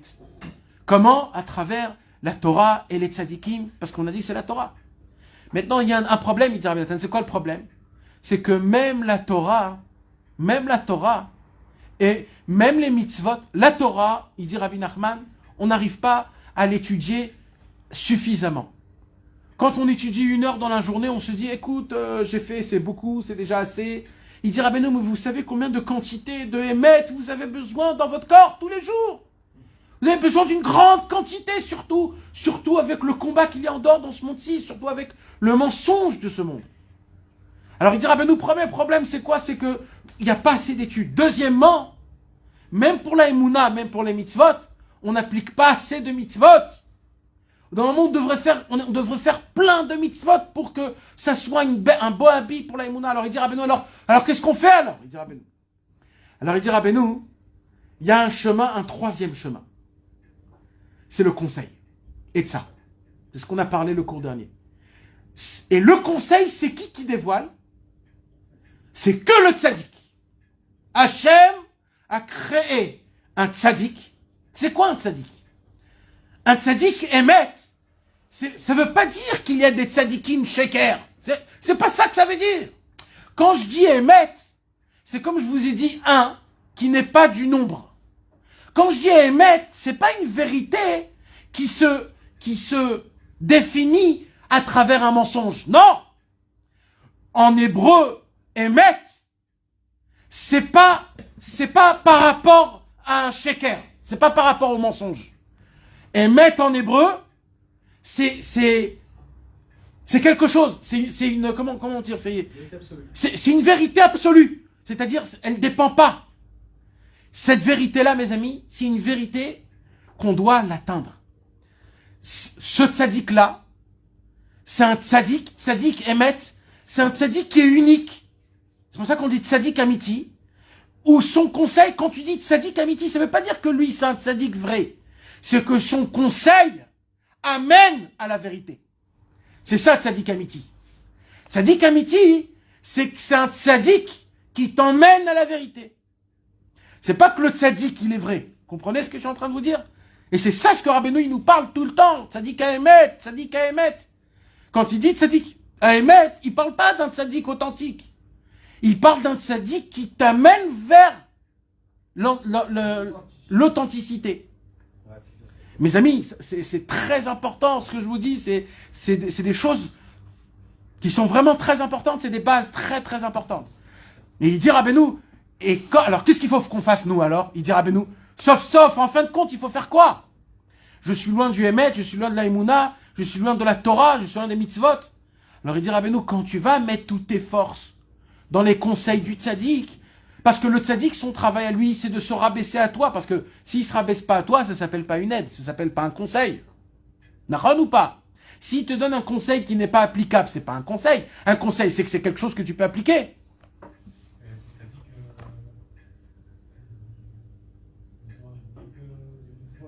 C'est des conseils. Mais Rabbeinu, il dit, alors j'ai dit tout à l'heure, Rabbi Nathan, il dit, même ces conseils-là, on n'arrive pas à les appliquer. Alors, oui, c'est les habits de la Emouna, mais même ça, on n'arrive pas. À chaque mitzvah qu'on essaye de faire, on la fait pas parfaitement, on la fait pas comme il faut, etc. Alors Rabbeinu, il dit, et ça. Il faut un conseil pour le conseil lui-même. Et des fois, il faut un conseil pour le conseil. Et alors, par exemple, de prier. C'est quoi le conseil de Rabbeinu? Qu'est-ce qu'il nous dit, Rabbeinu? Rabbeinu, il dit, moi j'ai un conseil. Premier conseil. Rabbeinu, il a révolutionné le monde. Rabbeinu, il est venu et il nous a donné une révolution comme il n'y a jamais eu au monde, mes amis. Emet, c'est du Emet, ce que je vous dis, c'est Emet le Hamito. Je vais raconter une histoire. La semaine dernière, j'étais avec quelqu'un, un Talmid Chacham, un grand Talmid Chacham, un Rav qui est très très connu dans le monde chassidique, et il m'a ouvert le Likutei Tfilot, et il m'a fait montrer là-bas une ligne, et il m'a dit, t'es obligé de m'expliquer ce qu'il y a écrit ici. Ok, j'ouvre le Likutei Tfilot, Tfila Tzadik Bet, et aussi une autre Tfila, il m'a fait montrer Tfila Pe Hei. Et là-bas, Rabbi Nathan, il écrit une prière. Vraiment, quand tu fais attention aux mots, il y a de quoi se poser des questions. Là-bas, Rabbi Nathan, il dit comme ça, Vetimaleh Rachamim, Hachem, je t'en supplie, par ta grande pitié et miséricorde, je veux te demander quelque chose. Je veux que moi, j'arrive pas à te servir. Alors, je veux que toi, tu te sers comme moi, je dois me servir. Je veux que tu te sers toi. Moi, j'arrive pas à me servir. Alors, je te demande, sers-toi, toi, pour moi. Et il dit Rabbi Nathan, et je me permets de te demander ça, parce que je sais que ta bonté est infinie, et ta miséricorde est infinie. Dans la prière Péhé, il dit pareil. Hachem, je te demande s'il te plaît, pardonne-moi toutes mes fautes et toutes les fautes que je vais faire. Voilà, pardonne-moi. Et il lui dit, et tu es obligé de me pardonner. Et de me pardonner d'une manière que je n'ai pas de remords dans mon cœur. Pas je me dis, ouais, mais quand même, rien. Tu m'as pardonné complètement. Pardonné. Et il dit, et même si j'ai pas trop envie de faire teshuva. Tu dois me pardonner. Et pas pour que les fautes que j'ai fait, pour les fautes que je vais faire et pour les fautes de mes enfants et de mes petits-enfants. Et il dit, Rabbi Nathan, et Hachem, tu sais pourquoi je me permets de te demander ça? Parce qu'il y a eu des très grands tzadikim, qu'eux, ils ont fait teshuva. Mais eux, ils ont fait une teshuva tellement grande pour eux-mêmes, que c'est équivaut pour moi aussi. Alors prends leur teshuva à eux, et fais comme si que c'était pour moi. Il vient, il me fait montrer ça, et il me dit, tu sais que ce qu'il y a écrit ici, Alpi Torah, Alpi Halacha, ça contredit tout Chazal. Tout Chazal. Tout Chazal. Tout, tu vas ouvrir. Brachot, Shabbat, Psachim, Meruvim, Nedarim, partout. Mais pourquoi Hachem t'a fait descendre en bas, frérot? Pourquoi il t'a fait descendre en bas? Pourquoi il y a un Yetzer Hara? Tu peux pas dire, serre-toi, toi, mais t'es fou. C'est qui parle comme ça? C'est que le monsieur, en fait, il vient, il travaille dans un magasin, il est payé tous les mois comme il faut, une bonne paye. Et il vient chez le patron. Salut patron, ça va? Écoute, je sais que t'as un mec, mais vraiment en or. Moi, je suis un peu fatigué aujourd'hui. Tu peux travailler pour moi et tu me payes, hein? Tu me payes, mais t'as un mec tellement en or. T'es tellement en or. Fais mon travail. Va laver, va faire le balai. Mais tu peux pas dire quelque chose comme ça. Et ouais, et tu continueras. Et tu sais, je vais casser tout ce que tu vas faire. Et tu vas réparer. Et tu sais pourquoi tu vas réparer? Parce que t'as un mec en or. Tu peux. Mais frérot, on peut pas. Ça se dit même pas. Ça se dit même pas. Il y a aucune logique dans ça. Mais les rabotailles, c'est écrit dans l'écoutette filote. Et vous voulez savoir? Je suis sûr que c'est écrit des dizaines de fois dans l'écoutette filote. Mais heureusement que lui, il n'a pas vu. Il a vu juste ces deux endroits-là. Maintenant, moi, je suis devant. Et il me pose une question que jamais je me suis posée comme question. Parce que nous, on est des Breslev, donc on lit l'écoutette filote. Alors on est sommaire sur Rabbi Nathan, que Rabbi Nathan, il sait ce qu'il fait. Donc tu penses pas. Mais lui, comme c'est pas un chassid Breslev qui veut trouver l'époux, alors il a trouvé. Voilà, regarde ce qu'il y a écrit. Il m'a dit, tu sais, si je prends ça, ce livre, et je vais voir, il m'a dit des grands noms de grands rabbinim, si je leur fais montrer ça, tout de suite, il nous fait un chérem sur nous. Il nous met en quarantaine, parce que ce qu'il y a écrit ici, c'est mamash, c'est contre la Torah, Kaviachol. Et moi, ça m'a fait un raisonnement dans mon cerveau. Alors vraiment, total. Parce que d'un coup, je me suis posé moi-même la question. Mais il veut quoi, Rabbi Nathan? Il veut quoi? Alors, déjà, premièrement, il faut déjà inclure une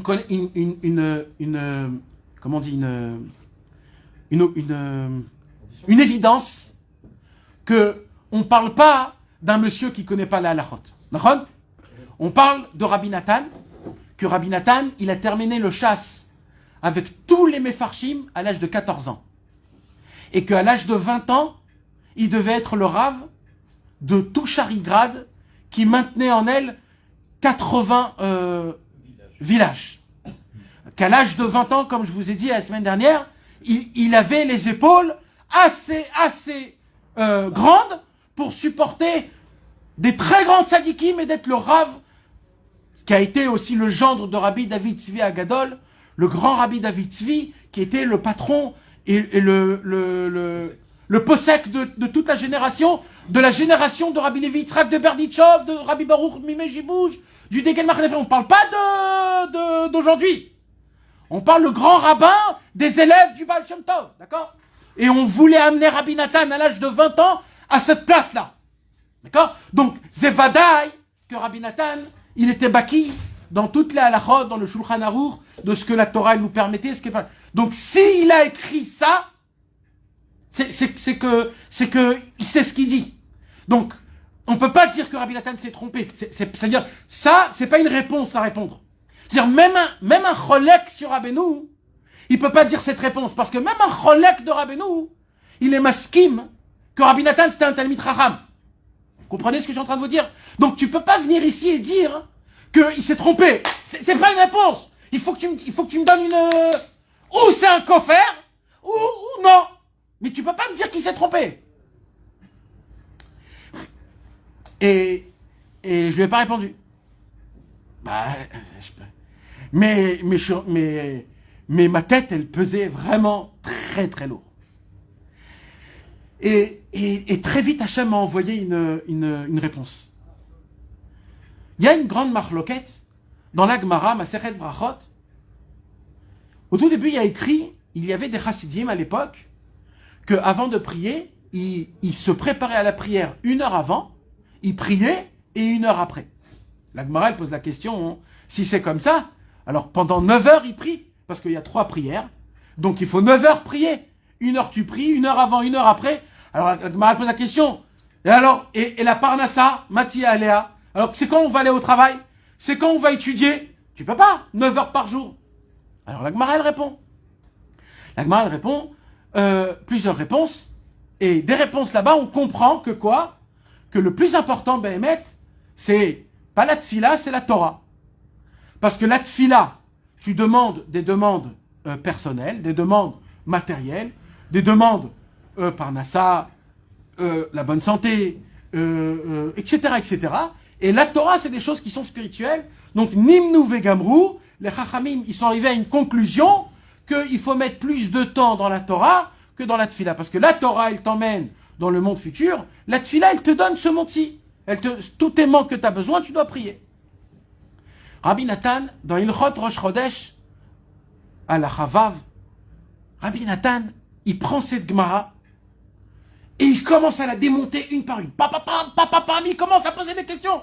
Comment c'est possible qu'on peut dire que la tfila elle est plus bas que la Torah? Et on a vu, et il commence à ramener comment la tfila elle est plus grande que la Torah. Et d'un autre côté aussi, il ramène la tfila elle est plus bas que la Torah. Alors on ne sait plus ce qui se passe. La Torah, la tfila, comment ça fonctionne? Il ramène des Gemarot que ça c'est plus grand, il ramène des autres Gemarot que ça c'est plus grand. Et là, Rabbi Nathan, il vient à une conclusion, et il te dit, non, Béhémet, il n'y a pas plus haut que la tfila. Ah, s'il n'y a pas plus haut que la tfila, pourquoi dans la Gemara il y a écrit que la tfila, que la Torah c'est plus haut? Alors la Gemara, elle dit, alors Rabbi Nathan, il répond, non, ce que la Gemara, elle parle là-bas, elle-même, elle écrit qu'on parle quand un homme, il prie pour ce monde-ci. Quand un homme, il a des demandes et qu'il a besoin des choses de ce monde-ci. J'ai besoin de parnassa, j'ai besoin de rendre un prêt, j'ai besoin d'argent, j'ai besoin de la parnassa, j'ai besoin que mes enfants, ils soient en bonne santé, qu'ils puissent bien être dans l'école. C'est des choses du jour en jour.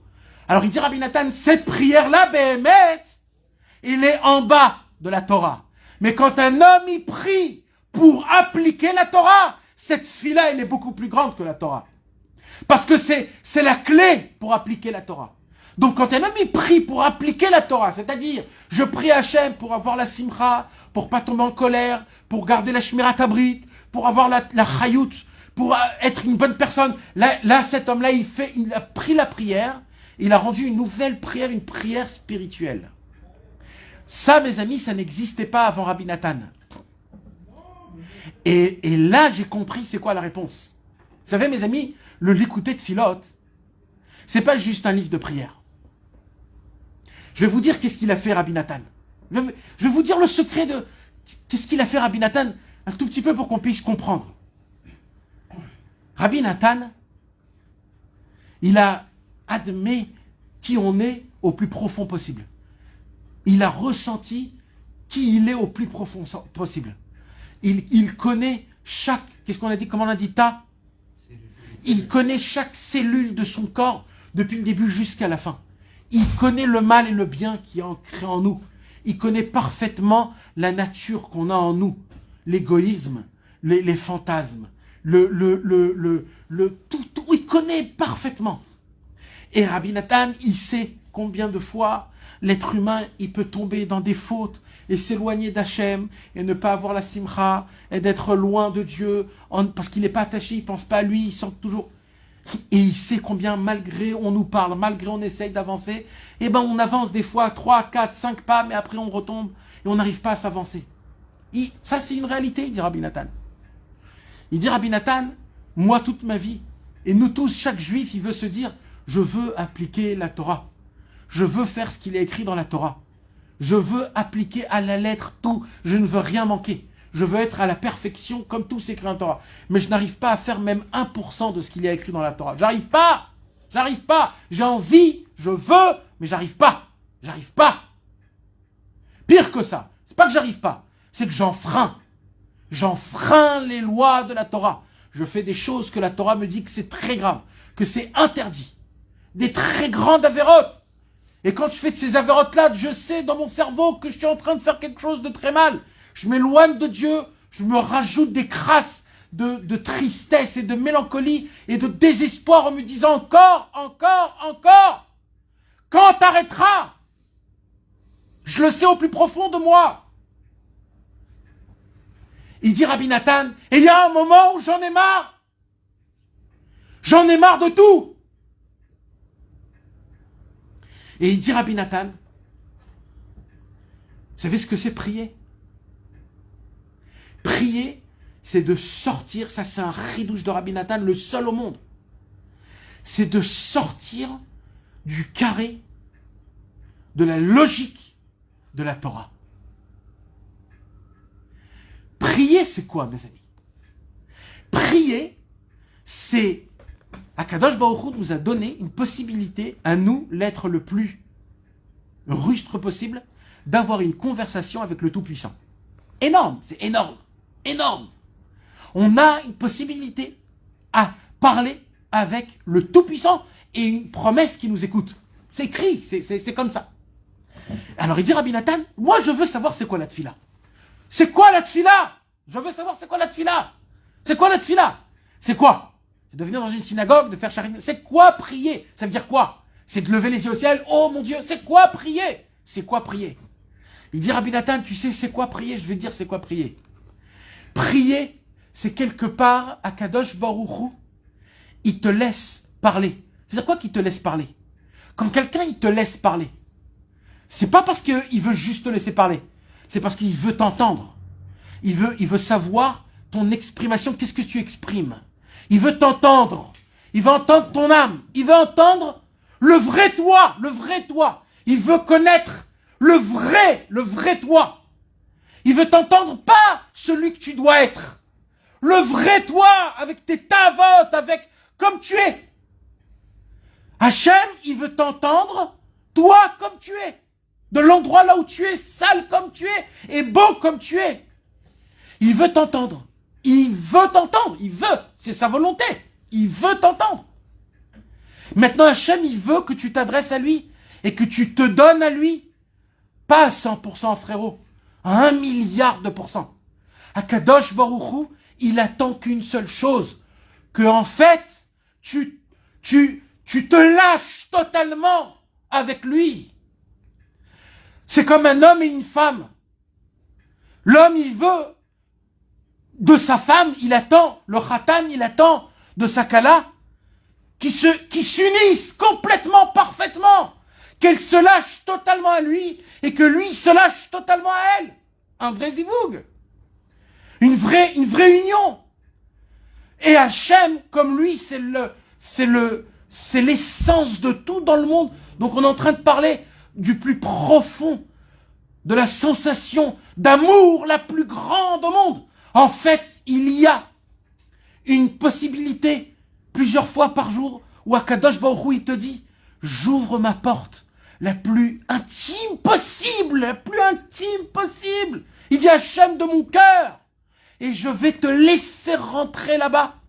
Et quand tu vas rentrer là-bas pour moi, tu seras la plus belle des femmes qui existent au monde. Et je veux me donner. Et Hachem, il dit, je veux me donner à toi, à moi, parfaitement. Tu savez ce que ça veut dire? Quand Hachem, il dit, je veux me donner à toi. Et moi, Hachem, il attend que moi, je me donne totalement à Hachem. Prier, ça veut dire, Hachem, je peux te parler tout ce que je veux. Et rien ne se passe, ne va gâcher rien. Tout ce que je vais te faire montrer même mes côtés mauvais.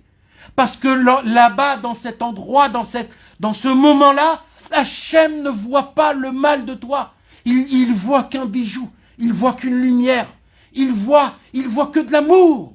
Hachem, il voit sa propre création, la plus grande beauté qui puisse exister, qui est nous tous, chacun ici. Et Hachem, il te réclame, à ce moment-là même, quand tu te tiens devant Akadosh Baruch Hu, dans la Neila, comme dans le Cheder Ichud, quand le Khatan et la Kala, ils sont sous la choupa, ils rentrent dans le Cheder Ichud, on ferme la clé, et là, il n'y a que le Khatan et la Kala.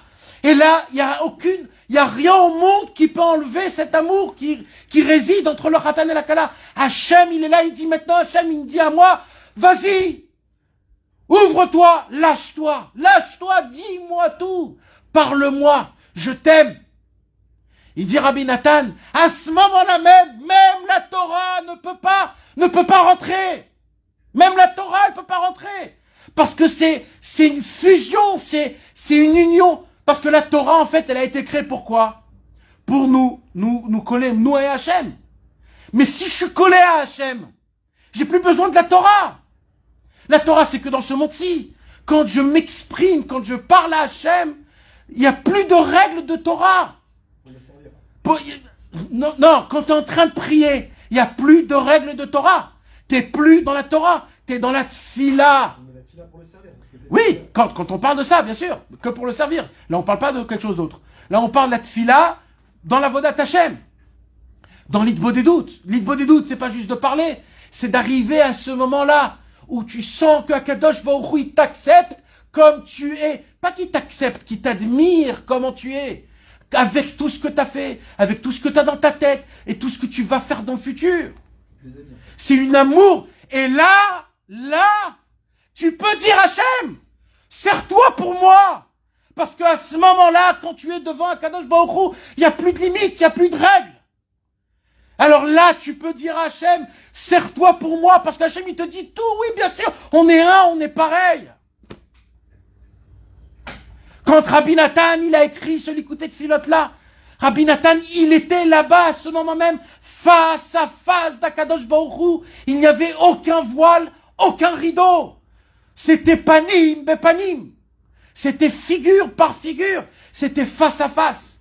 C'était la plus grande amour, où il n'y a plus rien qui se met entre nous. Et la tfila, elle est plus grande de la Torah. Donc, Al-Pi Torah, tu ne peux pas écrire ça. Mais quand tu le pries, tu peux le prier. Parce que la prière, elle est au-dessus de la Torah. Parce que la prière, elle n'est pas dans les consignes de la Torah. La prière, elle est au-dessus de la Torah. Mais est-ce que vous comprenez ce que je suis en train de vous dire? Donc en vérité, quand un homme, il prie, quand un homme, il est devant Hachem, quand il est face à face de Dieu, il n'y a que ton cœur qui doit parler. Il n'y a rien d'autre.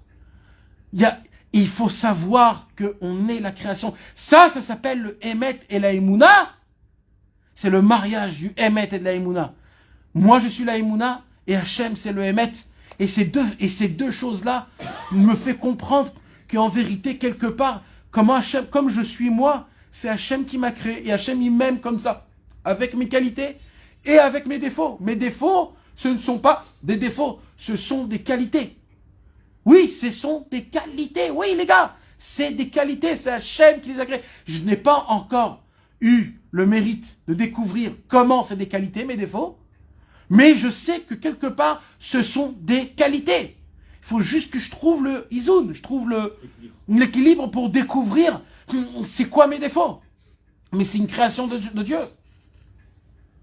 Maintenant, alors ça, mes amis, ça, pour écrire une prière pareille, il n'y a que Rabbi Nathan dans le monde en entier qui peut écrire une prière pareille. C'est écrit nulle part des prières pareilles. Il y a encore des autres paroles comme ça qui se cachent dans le Likutei Tfilot, que tout le monde lit mais qui ne voient pas ce qu'il y a écrit. Mais si les gens ils auraient regardé le Likutei Tfilot et qu'ils étudieraient le Likutei Tfilot en étudiant, en regardant, en s'arrêtant sur chaque mot, en essayant de voir de la façon de comment Rabbi Nathan il demande, tu verras que le niveau que Rabbi Nathan il a atteint, quand un homme il prie Hachem, le niveau d'unité qu'il a avec Akadosh Baruch Hu, c'est un niveau qui est inimaginable, les gars, mamash inimaginable. C'est pas. avec ce que tu as dit la semaine dernière sur Ramten. Attends. Nahon. Il demande à Hachem, serre-toi toi-même. Ouais, d'une certaine façon, on a cette possibilité-là. Alors, et c'est ça, mes amis, que je veux. Il y a aussi, dans Ilkuta Alachot, Ilchot Giloir, vous savez, il y a une halakha, dans la Torah, il y a écrit, dans Chumash Devarim, un homme, il n'a pas le droit de mettre des habits de femme, et une femme n'a pas le droit de mettre des habits d'un homme. D'accord? L'otilvash Gever Simlatisha. Alors il dit Rabbi Nathan, si d'après ce qu'on a expliqué, c'est quoi l'homme, on a dit, c'est le Hémet. C'est quoi la femme, on a dit? C'est la Emouna. Donc c'est quoi les... Alors il dit Rabbeinu, c'est quoi les habits du Hémet? C'est les habits du Hémet et les habits de la Emouna. Ça veut dire quoi qu'un homme, il n'a pas le droit de mettre un habit d'une femme, il dit? Ça veut dire quoi?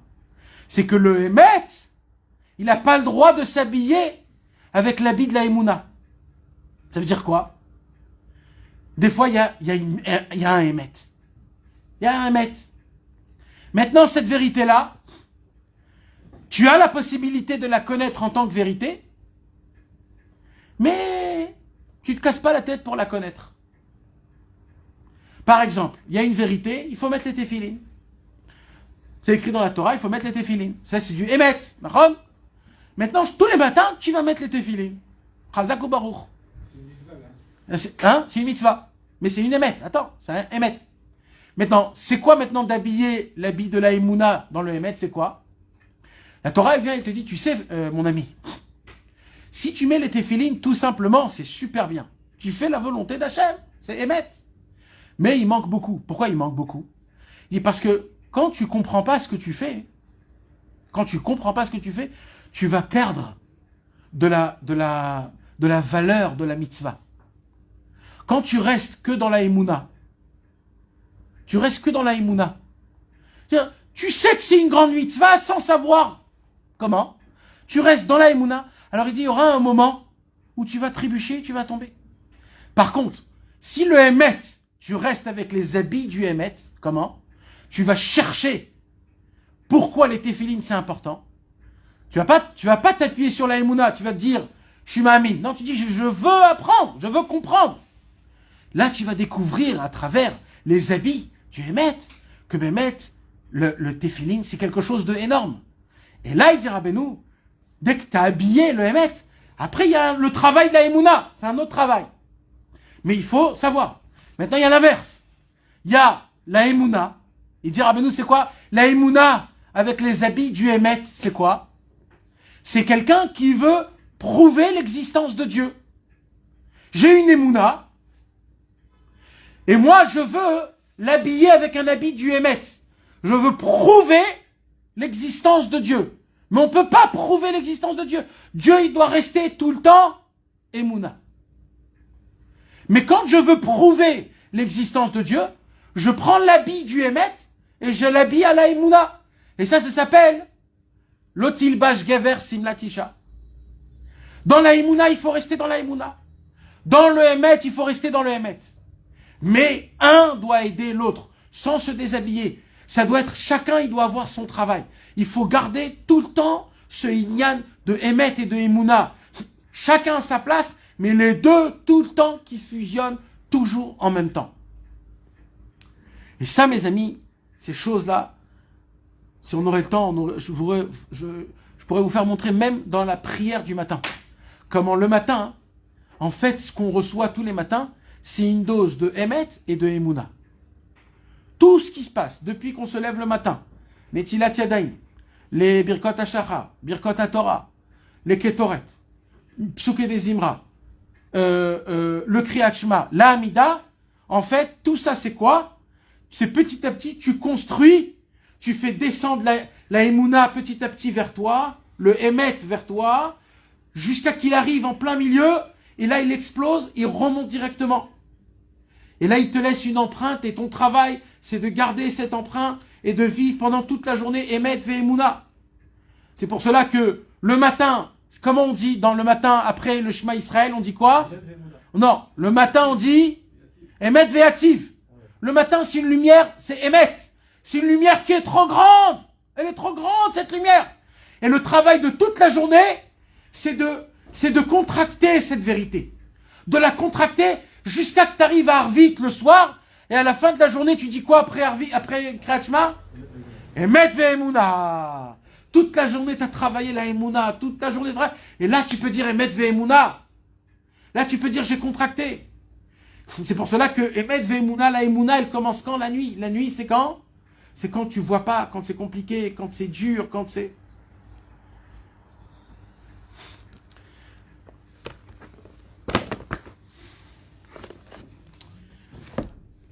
Ça, c'est à peu près tous les points qu'on va étudier vite fait, les dernières lignes de la Torah du Likutei Moharan. La Torah numéro 7 qui commence Ve'ele mishpatim asher tasim lifnehem Veze pirouche ele ve'ele. Dans la paracha Mishpatim, il y a écrit Ve'ele mishpatim. Ve'ele, ça veut dire quoi? Ve'ele. Et voici. Tout de suite, Rashi, il dit, ça veut dire quoi? Et. Normalement, quand tu dis et, et, c'est qu'il y a quelque chose avant. Là, la paracha, elle commence avec majuscule T. C'est pas comme ça qu'on commence un livre. Alors, tout de suite, Rashi dit Veze pirouche ve'ele. Il dit Rabbeinu Kol makom sheneemar ve'ele. À chaque fois que dans la Torah il y a écrit ve'ele, mosif. Alors il y a un klal, ça veut dire quoi? Mosif. Ça veut dire que ça, c'est un rajout de ce qu'on parlait avant. Ça veut dire quoi? Ça veut dire que dans la Torah qu'on a étudiée, dans le Chumash Shemot, c'est où qu'on reçoit la Torah dans le Chumash Shemot? C'est où? Dans quel paracha? Yitro. Dans Yitro, on reçoit la Torah. Alors, et après Yitro, il y a la paracha de Mishpatim. Alors, toi, t'aurais cru, la Torah elle dit, que dans le mont Sinaï, Hachem il a donné que les 10 commandements. C'est ce qu'on aurait cru. Comme dans le film de Moses. D'accord? C'est que les 10 commandements. Ve'ela mishpatim, Rashi nous apprend, le Vav, il nous apprend que ça, c'est aussi toutes les lois qu'on le dit dans la paracha Mishpatim. Vous savez, Mishpatim, c'est la paracha où il y a toutes les lois. Les lois d'endommagement, de tous les... Alors il dira, tout, Akadosh Baruch Hu n'a pas juste donné les 10 commandements, il a donné tout l'ensemble des 613 mitzvot, et de chaque mitzvah, comment on l'a pris, comment ça doit être, tout comme il faut, comme il faut, comme il faut. Donc Vav, c'est quoi? C'est Mosif. Et à chaque fois qu'on dit Vav en hébreu, mes amis, ça veut dire et encore. C'est quand tu rajoutes. Alors Rabbeinu il dit, maintenant je vais expliquer de ma façon. Ve'ele, on a dit c'est Mosif. D'accord? Alors il dit Rabbeinu, c'est quoi Mosif? Il dit Rabbeinu, Zeprinat Yosef. Le Vav, qui est une continuation. Comment on dit le Vav? Comment on dit Coordination. La coordination. Le Vav, coordination. Il dit Rabbeinu, en fait, ce Vav, Bechinat Yosef. Il dit le Vav, c'est Prinat Yosef. Pourquoi le Vav, c'est Prinat Yosef, mes amis? Quelqu'un peut me dire? Pourquoi le Vav, c'est Prinat Yosef? Ça, c'est Yosif. Yosif. Oui. Pourquoi c'est Yosif? C'est dans son nom. Alors, le nom Yosef, comment il a été appelé Yosef? C'est Rachel qui a prié Hachem et que quand elle a eu, elle a dit Yosef Hachem li ben acher, que Akadosh Baruch Hu me rajoute un bébé. Et quand Yosef il est né, tout de suite, elle a ressenti, quand Yosef il est né, Rachel elle a ressenti une sensation, un ne me suffit pas, il faut que j'en ai un autre. Il faut que j'en ai un autre. Yosef lui a donné le goût de Binyamin. Rabbeinu il dit, dans la création du tzaddik, Yosef, la sensation qu'on doit avoir quand on est avec Yosef, c'est je veux encore de la spiritualité, de la gdusha. C'est pas merci. La sensation d'un tzaddik, c'est je veux encore, donne-moi, je veux, mais dans la spiritualité. Yosef Hashem li ben acher. Donc, Ve'ele, quand il y a écrit Ve'ele, Vav, on a dit c'est quoi? C'est le rajout, la coordination. Donc Vav, Prinat Yosef. Maintenant Yosef, on sait que c'est quoi Yosef? Prinat, Shmirat Abrit. Le symbole de la Shmirat Abrit, c'est Yosef. On a dit que c'est quoi donc le Shmirat Abrit? Berinat, Tzitzit.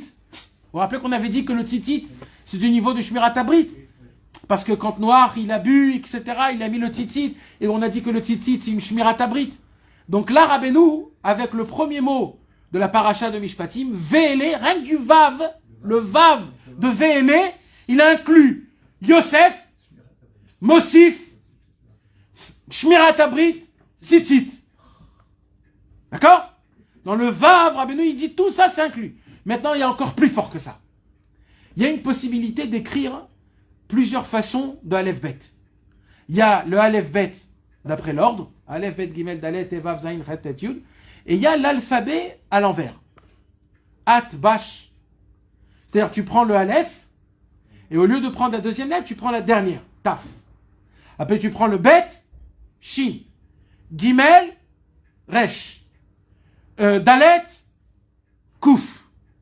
D'accord? Quand tu alignes les lettres du début, quand tu vas prendre la lettre Yud, c'est quoi la lettre qui est tout de suite après? Non, c'est même. C'est le même. Donc, dans le mot Yosef, si tu prends le Yud, tu enlèves le Yud et tu rajoutes le même, ça fait quoi? Mosif. C'est ce qu'il y a écrit ici. Mosif, Bechinat, Yosef. Ça veut dire que dans le mot Yosef, il y a le mot Mosif. C'est que dans le mot Yosef, le symbole du tzaddik, c'est que le tzaddik te donne le goût de toujours encore. Maintenant, ça c'est Ve'ele. Amishpatim. C'est quoi Amishpatim? Zebechinat, Kulo Zera Emet. C'est quoi en fait Mishpatim? C'est la première paracha où la Torah te donne les premières lois du judaïcité. Maintenant, quand la Torah te donne des lois, ça veut dire quoi? Ça veut dire qu'Hachem clairement dit l'être humain n'a pas de possibilité de faire des règles. Et il n'a pas. Quand un être humain il fait des règles, des lois, c'est Tohu Vavohu, Sodome et Gomorrhe. Toutes les lois mondiales qui existent aujourd'hui, mes amis, c'est Sodome et Gomorrhe. Dans le monde entier, en Angleterre, en Amérique, en France, en Israël, partout les lois humaines, ce sont des lois qui est sheker. Akadosh Baruch Hu, il dit l'être humain n'a pas de possibilité de créer des lois. Il n'a pas de possibilité. C'est pour cela, c'est que moi qui vont vous donner les lois. Donc les lois de la Torah, c'est quoi? On a dit c'est des conseils, c'est Zera Emet, c'est une semence de vérité. Donc Ve'ele Mishpatim. Mishpatim, c'est quoi Mishpatim? Ce sont les jugements, ce sont les lois. Les lois, c'est quoi? C'est Zera Emet, c'est les conseils qu'Akadosh Baruch Hu te donne, que le tzaddik il donne à travers Moshe, qu'on a dit que quand un homme, il veut chercher la vérité, il va faire quoi? Il va aller chez le tzaddik, il va prendre un conseil chez le tzaddik. Alors c'est ça, Ve'ele Mishpatim. Ve'ele Mishpatim, c'est quoi? C'est que quand les béné Israël, ils se sont arrêtés dans le mont Sinaï pour écouter les conseils de Moshe Rabbeinu, pour que les conseils de Moshe Rabbeinu, qui est la Torah, s'emprègnent dans mon corps et se gravent dans mon corps, pour que grâce à ça, le Emet et la Emouna se gravent en moi. Donc il dit Rabbeinu, à Mishpatim, Zekulo Zera Emet, qui est Moshe Katouv, d'où on sait que le Mishpat, le jugement, équivaut à Emet. Où il est le rapport? Il dit Rabbeinu parce qu'il y a un pasouk dans le Teilim. Mishpat Hashem, Emet. Le Mishpat, c'est Emet. Donc là, Rabbeinu, il a fait rentrer, au début, Tzitzit, Shmirat Abrit, Yosef. Comment on est zoré de Tzitzit, Shmirat Abrit et du Yosef? Grâce au Emet, quand tu cherches la vérité. Quand tu cherches la vérité, t'arrives au Tzadik, au Tzitzit et à Shmirat Abrit. Chez Zochel, Atzat Tzadikim, les Prinat Emet. Asher Tassim Lifneem. Qu'est-ce qu'il y a écrit? Hachem, il dit, Ve'ele Amishpatim, Asher Tassim Lifneem, et voici les jugements que tu dresseras devant eux. Voilà, tout de suite, le Psikta, il pose la question. Le Mechilte, la Mechilta, elle pose la question, et il dit, c'est-à-dire quoi que tu dresseras devant eux? Alors, là-bas, le Mechilta, il dit, Moshe Rabbeinu, Akadosh Baruch Hu, il lui dit, tu devras t'asseoir avec chacun du peuple juif et tu devras lui apprendre à travers son niveau. Si le monsieur, il pige rien, tu devras être un pigeon. Tu devras lui expliquer 150 fois jusqu'à qu'il comprenne. Parce que il faut pas que tu laisses un seul qui dit, Moshe, moi, Iboum, je sais pas ce que ça veut dire, hein. Tu n'as pas le droit. Tu devras dresser toute la Torah comme une table dressée qui est très belle. C'est ça, Asher Tassim Lifnehem. Alors il dit Rabbeinu comme ça. Ça veut dire quoi alors pour nous dans notre Torah? Zebechinat. Alors il dit Rabbeinu, ça c'est l'explication qui veut nous dire Kadit Rabar Baemet. Quand tu prends la Emouna et tu associes le Tzedek, on a dit que quand le Emet et le Tzedek, le Emet c'est la vérité et le Tzedek c'est la justice. Quand la vérité et la justice se forment, ça s'appelle la Emouna. Alors il dit Rabbeinu, la justice c'est la Torah, le Emet c'est quelque chose qui n'est pas palpable. Quand tu prends le Emet et le Tzedek, quand tu prends la vérité et la justice qui forment la Torah, ça s'appelle la Emouna. Donc il dit Rabbeinu, Veze Bechinat Ushvu Shaleish. Il dit, dans les Mechilta, là-bas, on apprend que Elea Mishpatim Asher Tassim Lifnehem, ça veut dire quoi? Lifnehem, devant eux. On apprend là-bas, devant eux, c'est les hommes et les femmes. De la même manière que les hommes, ils doivent comprendre la Torah, les femmes aussi doivent comprendre la Torah. Ça, c'est comme ça qu'on explique. Mais Rabbi Nathan, d'après son explication, qu'on a expliqué que l'homme, c'est quoi? C'est le Emet, la femme, c'est quoi? C'est la Emouna. Donc, quand il y a écrit Elea Mishpatim Asher Tassim Lifnehem, devant eux qui? La femme et l'homme. Il dit Rabbi Nathan, non! Tu dois prendre le tzedek, le mishpat, devant la femme et l'homme. Tu dois prendre la femme et l'homme, les inclure en un. Tu dois prendre le Emet et la Emouna, attachés à celui qui donne la Torah, qui est le tzaddik, qui est Moshe Rabbeinu. Et grâce à ça, la Torah s'imprégnerait en toi. Car l'homme et la femme, c'est un lien ensemble. Emet ve'emuna, ou Bezei, dit Rabbeinu, et c'est comme ça que la Géoula se fera. Comment la Géoula se fera? Quand on essayera toute notre vie d'essayer de se rapprocher des tzadikim authentiques, pour connaître la vérité, pour avoir la Emouna dans leurs conseils, pour que grâce à ça, la vérité se grave en moi, et que j'ai la Emouna, et que la Emouna me donne la tfila, et que je vois des nissim, et que grâce à ça, il se passe quelque chose de très grand. Est-ce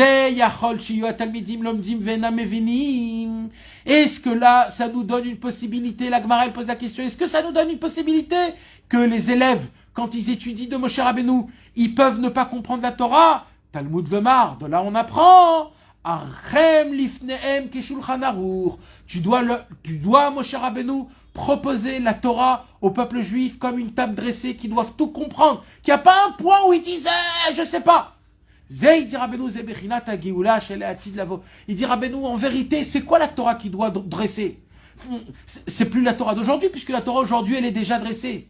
On a le Shulchan Aruch, tout est déjà écrit, tout est déjà tranché, tout est déjà fini. Alors de quel Shulchan Aruch on parle? Il dit Rabbeinu, il y a encore un Shulchan Aruch qui n'est pas écrit. Il y a encore des mitzvot qui n'ont pas été décortiqués. Vous savez, c'est lequel? Celui du Emet et de la Emouna. Comment je me renforce quand je tombe dans la Emouna dans ce monde-ci? Comment je me renforce quand j'essaye de ne pas marcher d'après mes sensations ou de ne pas croire à ce que je vois ou ce que j'entends ou ce qu'on essaye de me faire entrer dans mon cœur? Ça, c'est le Shulchan Aruch qu'on n'a pas encore. C'est de ce Shulchan Aruch qui parle. Moshe Rabbeinu quand il dit Ele amishpati masher tassim lifnem. Parce que le Zohar HaKadosh, il pose une très grande question. Le Zohar HaKadosh, il dit, dans Ve'ele Mishpatim, il dit, Sod HaGilgul. C'est le secret du Gilgul. La première fois où on parle de la Torah, de la réincarnation, c'est dans la Parasha Mishpatim du Zohar HaKadosh. Ce qui s'appelle Sabbat des Mishpatim. Il y a là-bas Rabbi Shimon Bar Yochai, il est avec Rabbi Elazar et ses enfants. Et d'un coup, il y a une neshama qui descend. Une neshama mamash. Une neshama qui descend. Et il vient et il dit, j'ai des secrets à te dévoiler, Rabbi Shimon. Alors il dit, oui, quoi? Il lui dit, Raza des Gilgula. Le secret du Gilgul, de la réincarnation. Et là-bas, il dévoile, mes amis, tout un livre en entier, Sabbat des Mishpatim, dans la Parashat Mishpatim, tout comment fonctionne. Pourquoi? Il dit parce que dans la Parashat Mishpatim, là-bas, il y a écrit, en général, les lois de Massa ou Matan, comme on dit.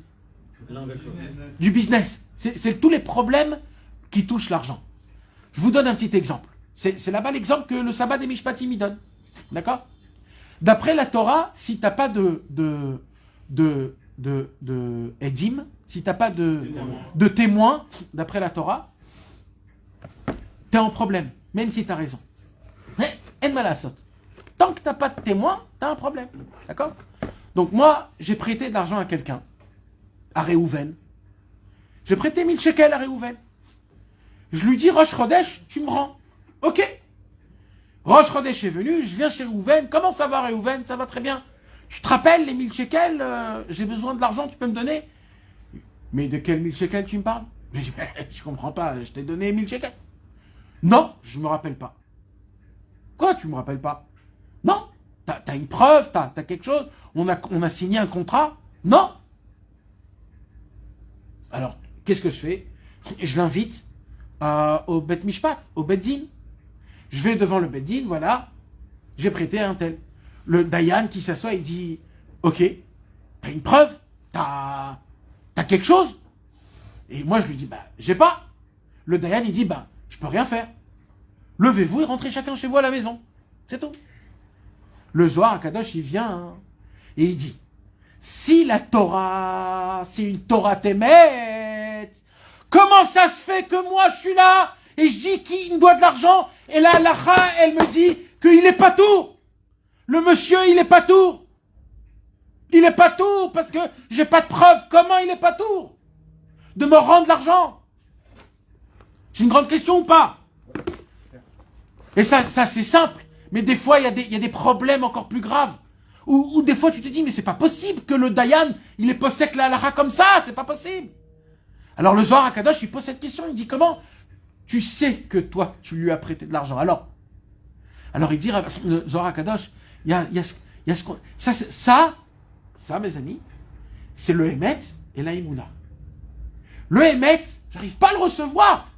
Il a tranché qu'il est pas tout. Moi, je sais que dedans, il est Chayav.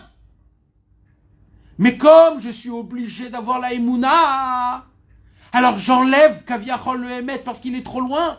Et j'ai la Emouna que ça doit être comme ça. Mais comme moi, je suis un monsieur qui est petit de niveau, j'ai pas d'Emouna. Moi, j'arrive pas à me renforcer dans la Emouna, dans ça. Je sais que le monsieur, il m'a pris 1000 shekels.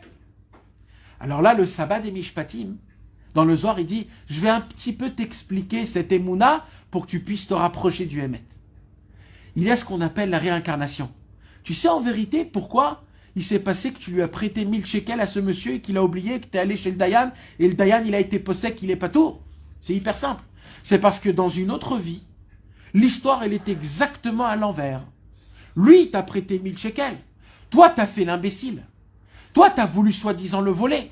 Et il est venu te réclamer, tu lui as dit non. Tu as joué le jeu. Alors on a dit, tu vas redescendre, on va le faire redescendre, et on va rendre. Toi, aujourd'hui, que tu répares ta faute. Donc, tu cries, tu dis oui, la Hachem. Nous, on te dit, la Emouna, que c'est comme ça. T'arrives pas à avoir la Emouna, je vais t'ouvrir un tout petit peu du Hémet. Et là, tu vas découvrir, tu vas te taire, tu vas avoir honte que t'as parlé. Vous savez qu'est-ce qu'il a dit Rabbeinu dans Chayei Moharan? Il a dit... Il a dit Rabbeinu... Et comment tu peux savoir? C'est l'imagination. Et j'arrive dans une situation mal ça. Alors, c'est parce que... Alors j'imagine Kaniré que... Oui. Le Rabbi Shimon, le Harizal, il dit que toi, ce que tu poses, c'était une bonne question à son époque. Mais le Harizal, il dit, mais ce qui est certain, c'est que à nos époques aujourd'hui, c'est certain qu'on est venu réparer un Gilgoul. Donc c'est certain que ce qui se passe avec toi, c'est certain que c'est que des Gilgoulim. C'est que des réparations que tu dois réparer. C'est certain. C'est comme ça qu'il dit le Zohar Kadosh. Maintenant, Rabbeinu, il dit dans Chayei Moharan, Ani Sabbat des Sabines. C'est moi le sabbat des Sabines. C'est moi qui a dévoilé ce secret à Rabbi Shimon Bar Yochai qui est descendu. Hein? Il dit sabbat des Sabines dans le... Ouais. Dans le... Oui, mais tout ce Zohar, il s'appelle Sabbat des Mishpatim. Des Mishpatim, pas des Sabines. Non, le sabbat des Mishpatim, c'est le sabbat dans Mishpatim. Il y a le sabbat dans des autres parachutes, mais c'est le sabbat des Sabines. C'est le sabbat des Sabines. Donc il lui dévoile ce secret mamash. Maintenant ça c'est un secret de Emet et de Emouna. C'est ça, Asher Tassim Lifnem, Achem Lifnem, Keshulchan Aruch. Quand les tzadikim, ils vont nous proposer, ils vont nous dresser la table comme une table dressée, là on va comprendre la fusion entre le Emet et la Emouna. Justement, tu ne peux pas recevoir le Emet, alors tu vas dans la Emouna. Alors c'est pour ça qu'il dit ici que la Géoula Latid. Là, il a écrit que ça sera en vérité, on ne peut pas avoir ce dressage-là aujourd'hui. On ne peut pas. Parce que même dans les conseils du tzaddik, quand le tzaddik il te donne un conseil, tu vois pas encore le Emet. Tu n'arrives pas. Normalement, le tzaddik qui te donne un conseil, tout de suite tu vois le Emet, parce que le Emet il s'imprègne en toi. Mais tu vois pas. Alors Emet il dit ici, le paparot, la chorma, il pose une question, il dit Ma Kesher la Géoula, parce que là on parle du Shulchan Aruch, Géoula, on n'a pas parlé de tout ça dans tout l'écoute morale. Pourquoi il parle ici du Shulchan Aruch? Alors il dit, parce qu'en vérité, le paparot de la chorma, il dit, en vérité, même quand le tzaddik il te donne un conseil, même là-bas, tu dois avoir de la Emouna. Une Emouna, c'est pour ça que la semaine dernière, j'ai parlé combien il faut avoir du Emouna. Ça veut dire, il y a plusieurs travaux. Il y a déjà de chercher la vérité. Après, c'est de trouver un tzaddik vrai. Après, de trouver un tzaddik qui t'emmène vers la vérité. Et après, c'est que quand il te donne un conseil, de croire dans ses conseils. Quand tu crois dans les conseils du tzaddik, il se passe quelque chose de puissant. C'est quoi?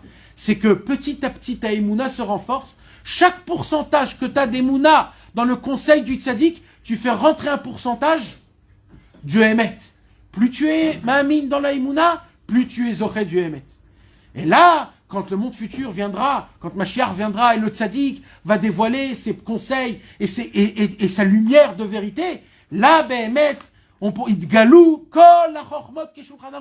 là, on aura un Shulchan Aruch de Emet, un Shulchan Aruch de Emouna, un Shulchan Aruch de Etzot. Kemo shekatuv umala haaretz dea. Dea, c'est quoi? C'est la fusion entre la Chorma et la Bina qui crée le Da'at. La Chorma, c'est la sagesse, c'est le Emet. Et la Bina, c'est la Malchut. La Bina, c'est le commencement de la Emouna.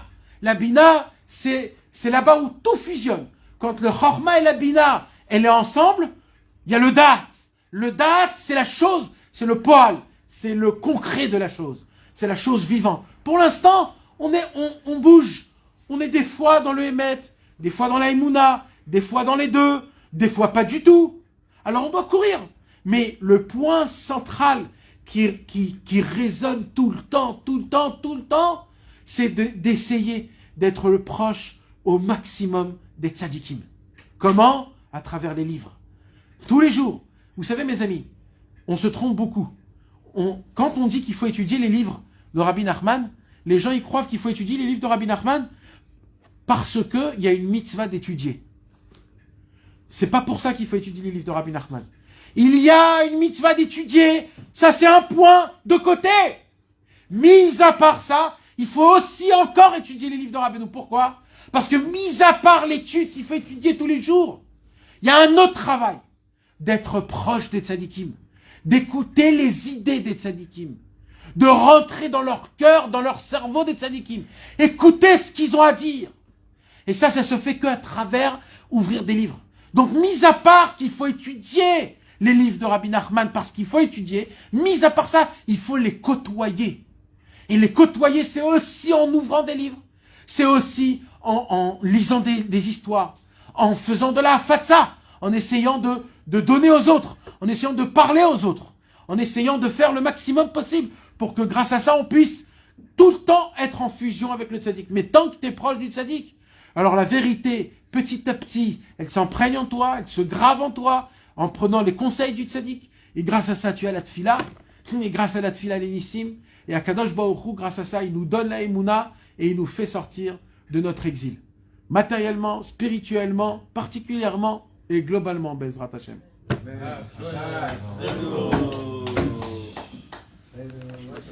Baruch Hashem. Ashanu shezachinu. Hein? Après, c'est après. La semaine prochaine. Ouais, Vadaï.